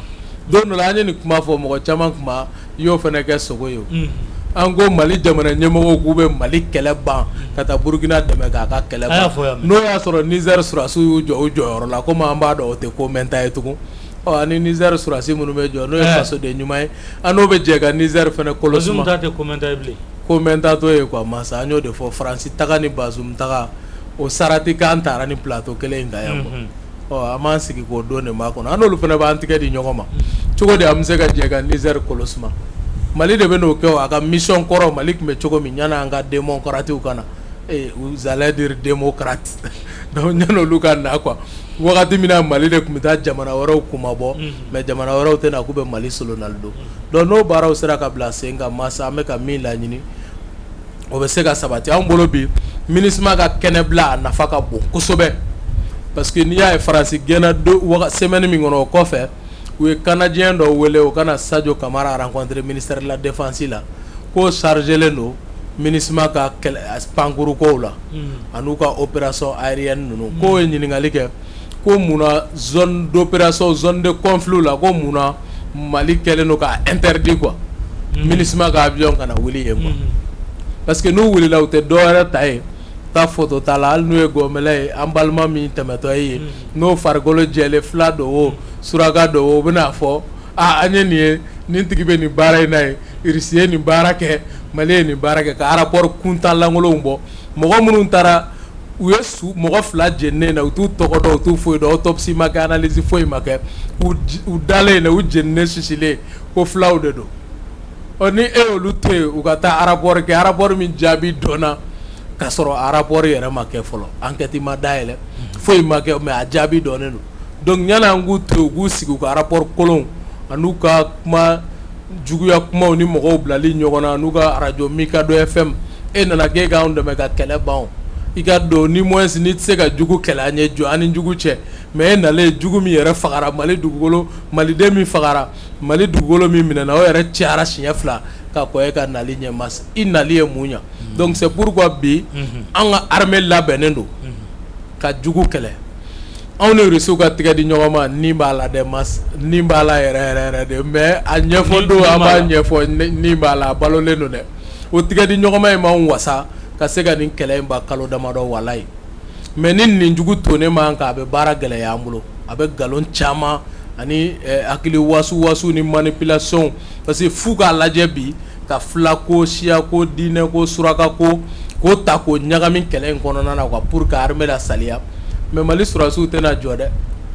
a kumakan yɛrɛ t'olu la olu jɔrɔlen bɛ min na u bɛ ɲininkali de la ko est-ce que peuple bɛ k'a faamu an ko peuple bɛɛ b'aw kɔ o de la an ye déclaration liminaire kɛ o déclaration liminaire ni mardi an b'a di Mali chancellerie bɛɛ kɔnɔ ambassade fɛn fɛn bɛ Mali kɔnɔ a bɛ di a bɛɛ ma parce que ni lettre di ambassadeur ma ale b'a cheminer ka se ministère des affaires étrangères ma wa a bɛ taa n'a ye conseil des ministres la a jamanaw kɔnɔ a bɛ kalan k'a ɲɛf'u ye ko surasiw ye san 9 min kɛ yan a surasi dɔw ɲan'u ka sa fɔlɔ na olu sara hôtel de la Ɲare la bɛɛ y'a ye réseaux sociaux kan ils sont morts dans le film mais dans une chambre d'hôtel à Ɲare la wagati min na olu ka ɲi ka sa Bajangara Koro Mura o n'a ɲɔgɔnnaw mais olu bɛ sa Ɲare la de donc pour dire que u ka mission ye min ye ka tatouage kɛ k'u nager hôtel de l'amitié la n'i taara yen i b'a fɔ ko terrorisme bɛ hôtel de l'amitié de la o n'a ɲɔgɔnna caman donc o contrat dɔw de papier yer'u kɔ san 35 kɛlen k'o de signé ka yɔrɔ dɔw louélen b'u bolo a contrat papier san 35 k'olu b'o kɛ anw fɛ u b'o kɛ yan u dagalen bɛ yan na don b'olu la taa don t'olu la anw k'o la u na sinayakɛlaw la fara sa dɛ n'u na kun kɔni ye kɛlɛla fara ye o san 35 o t'a sɔrɔ kɛlɛ foyi b'anw ka jamana kɔnɔ anw tilatɔ don an ta in na kalo 8 a tɔ bɛ kɛ jugu dɛsɛlen don a b'i dɛn ka na mugu fodon a b'i dɛn ka mine dɔ da a b'i dɛn ka fɛn dɔ kɛ mais kalo 8 o b'a sɔrɔ an bɔra nin kɛlɛ in kɔnɔ mas ka bɔ nin kɔnɔ donc olu kɛlen don ka taa fo san 30 ko la parce que olu mana kɛlɛ dɔw bɛ fɛ kɛlɛ ka ban mais dɔw bɛ balo kɛlɛ la de quoi c'est pourquoi on a parlé de trafic de drogue on a parlé des bandits armés minnu bɛ taa bi mɔgɔw ka wa sɛnɛfɛnw ni fɛnw minɛ fukariya kolokolo la o san 8 san 6 san 5 i bɛ ka balo fɛn min na n'o bɛ ka jɔ ko état de bɛ nalen i bɛ baara min kɛ i b'o wari de sɔrɔ e ye fukariya fari da dɔkɛbaliya fari dalen i fɛ donc a man d'e ye o kɛlɛ ka ban o tuma o wagati kɛlɛ bɛ dɔw fana la balo donc u b'o de fɔ ko les meilleurs business c'est faux en temps de guerre donc pour ka profiter an ka o situation na k'o minɛ donc an bɛna wajibiya MINUSMA ka taa wa an b'a dɔn Asimi Goyita fana b'o sira de kan cogo min MINUSMA ka mandat kana renouveler u nana cogo min n'u ka valise o tɛ kɛ fɔɲɔgɔnkɔ ye ani jamana wɛrɛw cɛ bon o jamana wɛrɛ min bɛ an ka dayɛlɛlen don ni mago bɛ coopération bilatérale la dɛ an b'o kɛ ani cɛ ni mago b'a la États-Unis n'i bɛ fɛ i ni Mali ka mun kɛ ɲɔgɔn fɛ i bɛ na an bɛ sigi k'a tɛrɛmɛ e ka nafa ye mun ye an ka nafa ye mun ye an bɛ don o da fɛ o tɛmɛnen kɔ vraiment Benin surasiw ka taa Faransi de ko Barkhane service de renseignement ko terroristes ye ɲɔgɔn ye kɛ k'u kun dalen don Golfe de Guinée kan ko Benin ni Côte d'Ivoire k'u bɛna taa yen de susu u nafa bɛ yen u ka t'u ka jamanaw lakana bi anw mago bɛ min na walayi Mali surasiw irisi ka tigɛ di ɲɔgɔn ma a banna ni kɔkɔrɔma dɔ min bɛ yen ani Chine ni Turkiw ni jamana wɛrɛw korew an bɛ se ka bolo di ɲɔgɔn ma min kɛ minɛnko ni formation ko bunakun kan ka ɲɔgɔn dɛmɛ pour que an ka bɔ nin kɔnɔ an mago b'o de la bi n'o tɛ an b'an wasa don min na o de filɛ nin ye mas tabarikala Kuyate Babu a bɛ ɲini ka se a kuncɛyɔrɔ la fɛɛrɛ ni dabali jumɛnw de bɛ aw bolo i b'a fɔ bɛɛ nin da sera min ma MINUSMA ko ka taa ani chancelleries la nin bɛɛ lajɛlen kɔfɛ baara wɛrɛ jumɛn de b'aw bolo ka kɛ Masi an bɛ segin ka maliyɛnw fo vous savez kuma dɔ la kuma dɔ tun bɛ fɔ ani ɲɔgɔn cɛ ko n'i y'a mɛn ko jamana k'a denw de ko don bi maliyɛn caman o wulila ka jɔ o y'a nɔ ye an filɛ yɔrɔ min na i ko bi kuma caman de tun bɛ yen min ye kuma lankolon ye n'a bɛ f'o ma tubabukan na ko la doxa l'opinion commune et illusoire c'est-à-dire k'i b'a sɔrɔ a bɛ bɛɛ da c'est que caman yɛrɛ sɔnnen don a ma mais kuma gansan de don miirisu de don o nɔ kan kumaw dɔw tun bɛ tali kɛ ko an tɛ se ka faransi kɛ olu jaabira k'a fɔ a bɛ kɛ hali mugu tɛ ci yɛrɛ a fɔra dɔw ɲɛna ko faransi bɛ taa k'e to sunan na cɛ a fɔra dɔw yɛrɛ ɲɛna yɛrɛ ko an tɛna e musalaka parce que e jɔra t'a la yɛrɛ fɛ o bi don min ko bi o faransi bilala sira o faransi bilala sira ni jumɛn ye a yɛrɛ sɔn a bɛ min kɛ a bɛ min fɔ o n'a dɛsɛra ka min kɛ a bilala sira n'o de ye o bɛ cogo min na sɛbɛn min bɛna kɛ ka ɲɛsin MINUSMA ma sɛbɛn in bɛ tali kɛ de aw de nana ni nin kanw ye résolution fɛn fɛn taara a bɛɛ ko tan a bɛɛ ko tan aw nana bɔ MINUSMA la ka na kɛ MINUSMA ko min ka kɛ o filɛ an na ni san ɲɔgɔn cɛ komi Antonio Guterres yɛrɛ bɔra k'a fɔ dɔgɔkun tɛmɛnen cɛ ye ko an ka tiɲɛ fɔ ɲɔgɔn ye ko k'a daminɛ décembre kalo la sinon janvier in na ko na se sisan ko fɛn min tun ye papaliwalew ni mɔgɔ faga jugu ye ko caman cɛ ka nɔgɔyara o b'a yira sisan MINUSMA aw nana parce que n'i ye Nations Unies ka sɛbɛnkɔrɔ dɔ ta k'a lajɛ a bɛ fɔ min ma ko bugunatigɛ n'o ye a préambule ye u b'a fɔ kɔnɔ on ne brandira plus l'épée nation contre nation on n'apprendra plus à se battre c'est comme n'i ye MINUSMA ka miirina ta ka jateminɛ olu bɛ se ka na kɛlɛ la exceptionnellement c'est-à-dire que siraw dɔ fɛ minnu ye sira kɛrɛnkɛrɛnnenw ye sinon a dɔ la olu bɛ se ka na don an ni ɲɔgɔn cɛ de o de kama an tun y'a marchera kabi 2012 kabi wagati min na a fɔra ko Faransi nana an dɛmɛ 2013 ka marché k'a fɔ hali n'a ma ɲa jɔnkuna ninnu an bɛ ka ɲini u fɛ jango susu ka ti diɲɛ kɔnɔ bɛɛ an y'a ɲini u fɛ hali n'a ma ɲa aw banna ka na ni Russie aw banna ka tɛgɛ di ɲɔgɔn ma ka ni jamana wɛrɛ an dalen don minnu na mais n'a bɛ na ni Faransi y'a jija Faransi bɛ na wagati min na ou bien MINUSMA bɛ na wagati min na o y'a sɔrɔ an donna Kidal parce que n'u nana u bɛ na dindali de kɛ ka na ni accord ko kumaw ye ka na groupe armé caya maa minnu bɛ yen bi ni marifa b'u bolo n'u condamnera au statut de terroristes ou djihadistes ou islamistes ou encore je sais pas quoi ou séparatistes a caman minnu ye groupe ciblé k'aw ba ka sanu feere k'aw mamuso ka forokɔrɔw feere k'u fa ka mobili feere u fa dɔw fa ye wari bɔ ka d'u ma ka taa don k'u tɔgɔ sɛbɛn parce que ko accord ko nana kɛ sangawuli ye ni i yera k'a fɔ k'i ye marifatigi dɔ ye imagine ka marifatigiya don sanga la civil ka marifatigiya k'o don ba la caman taara o min kɔnɔ ka san 2 san 3 kɛ ils ont été condamnés au statut d'ennemi de la République parce qu'ils ont appris pendant ce temps à vivre au moyen des armes donc olu b'o min kɔnɔ nin bɛɛ de bɛ yira k'a fɔ aw nalen a ye radio dayɛlɛ n'a bɛ ka min dispatching kɛ n'a ye sariya sɔsɔ minnu kɛ o bɛɛ de filɛ nin ye donc o nɔ kan Nations Unies ka résolution ko Mali crise a banni ko ni Mali ye hakili jagabɔ ka bɛn ni min o de nin ye donc du coup an bɛ min ɲini a fɛ a bɛ ta ka bɔ an ka jamana kɔnɔ ok n'a ma ta ka bɔ an ka jamana kɔnɔ an bɛ journée décrété journée min wele ko journée sans MINUSMA tabarikala awɔ ka mot décrété mois sans MINUSMA commissaire Kamara kelen don ka MINUSMA ka opération bɛɛ jɔ kɔrɔn fɛ donc an fana b'a o journaux olu n'a baaraw n'a nataw bɛ mɔgɔ bɛna bolo kalama tabarikala an bɛ docteur Thiam fo ka Jabate fo UNTM na ka foli ka di Tangara ma ka journaliste caman fana bɛ ka bataki ci an bɛ u bɛɛ lajɛlen fo ka foli ka di docteur Cissé fana ma kuma kuncɛ kumaw la Adama Ben Jara kuma kuncɛ kumaw la an ye élément de langage dɔ bɔ en cause je suis personne ne pourra me manipuler contre mon armée ne ye fila ye mɔgɔ tɛ se ka ne bila fili kɔnɔ ko n bɛ n ka juguya ta ka ɲɛsin n ka armée ma bi n'i ye victime ta k'a lajɛ communauté minnu sɛgɛnna kosɛbɛ filaw de don sinon filaw b'a fɔlɔfɔlɔw fɛ minnu sɛgɛnna kosɛbɛ donc o kama bi an k'an tigɛ di ɲɔgɔn ma an k'an ka armée dɛmɛ cogo min an bɛ ka kɛlɛ min kɛ bi les lions blessés il faut qu'on l'achève n'o ye Faransi ye il est rentré dans les feuillages a bɛ Niger a bɛ Burkina a bɛ yɔli nka ni Ala sɔnna a ma an b'a lase donc an ka to jɔlen restons vigilants jusqu'à ce que anga se victoire finalement ne avant dernier kata ye n'an bɔr'o la le dernier kata c'est à Kidal an labɛnnen don a bɛɛ kama donc o kama mɔgɔw ka to faratilen an ka to jateminɛ caman na pour que an ka jamana ni bɛ se ka kisi cogoya min na donc ka bɛɛ fo ka foli belebeleba di Sako ma depuis Espagne a n'a terikɛ Yera Kulubali an ye taali min kɛ u ka dugu la Ouzubi Janja Bafula bɛ mara la u y'an fana u y'an bila hôteliw kɔnɔ ka sagaw d'an ma k'an bonya kosɛbɛ donc an bɛ Sako fo ka bɛ Espagne donc ani Yera n'a jɛɲɔgɔn bɛɛ lajɛlen ani an yɛrɛ ka yɛrɛwolo tɔnden minnu bɛ Ouzubi Janja Bafula bɛ Masina donc an bɛ bɛɛ fo yɛrɛwolo dayɛlɛlen don appel sous le drapeau don pour que an ka don a kɔnɔ Mali den jugu kana Mali mara bilen an ye sira min ta wallahi an bɛ taa n'a ye Mas au prix de notre sang wa mɔgɔw bɛ kuma dɔ fɔ ko ni maliyɛnw k'u bɛ sa i nɔfɛ n y'a ye ale n'u ka lettre la ko Asimi k'i kɔlɔsi ko ni maliyɛnw k'u bɛ sa i kɔ ko tiɲɛ tɛ a bɛ ka ATT ni fɛnw ta wallahi a filila maliyɛnw k'u bɛ sa mɔgɔ mɔgɔ kɔ u sara bɛɛ kɔ wallahi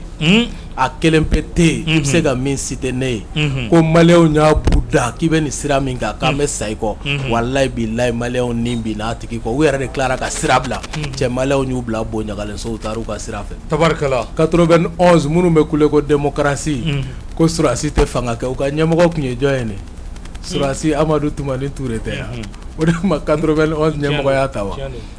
Amadu Tumani Ture o wuli ka jɔ la mɔgɔw ma sa a nɔfɛ wa mais u nalen u ma démocratie min y'o layidu ta ko ka jɛ maliyɛnw ka hɛrɛ bɛ bonya u m'o kɛ maliyɛnw bɔr'u kɔ don min na an ye M5 kɛlɛ daminɛ maliyɛnw ma sa Imam Diko kɔ wa masa o kɛra don min kɔrɔ Baci nana ko Mali ko kuma b'a da maliyɛnw ma sa Baci nɔfɛ wa ni e ye sira bila e bɛ fɛ tugun mɔgɔw ka taa sa i kɔ tugun e ye tiɲɛ min minɛ mɔgɔw bɛ sa tiɲɛ in de kama a kuma b'e da mais n'i y'o bila mas mɔgɔw bɛ bɔ i kɔ dɛ hali mɔgɔw y'o fɔ an yɛrɛ ma k'u y'u ni kalifa an na mɔgɔw sɔnna k'u jɔ bali ɲɛ an kama sira in de ko don an yɛrɛ tɛ dɛ n'an y'o sira bila anw de ye jamana bila anw de ye jamanadenw janfa mais Asimi bɛ sira min kan dɔ k'a kɔrɔbɔ k'i bɛ maga la ni ale n'u ka lettre ciku ye Faransi ma ye k'a yira ko n'aw nana Asimi bombarder comme Gbagbo k'aw tɛ mɔgɔ ye wallahi u b'a fɔ ko ni an tun y'a dɔn wa maliyɛn fɛn bɛɛ ye Mali minɛ maliyɛnw b'i minɛ o jɛlen de don donc o de tun bɛ ne bolo k'o latilen k'a kɛtɔ ɲini donc nka an y'an tugu ka dɔw fana an tinti dɔw joli kan pour que u bɛ sira minɛ u bɛ tubi ta quoi nka dɔw ta a bɛ se ka kɛ peut-être kuma bɛ tɛnɛ ko an bolo komi n den bɛ bi a ta b'a bolo an bɛ hakɛto ɲini kɛ donc ka bɔ kuma kɔnɔ ka bɛɛ fo merci beaucoup kuma ɲɛna an b'i fo kosɛbɛ ka foli ka di Bill ma Lumière Info Mali Sadio ka taa se Gandi Malien ma sino.com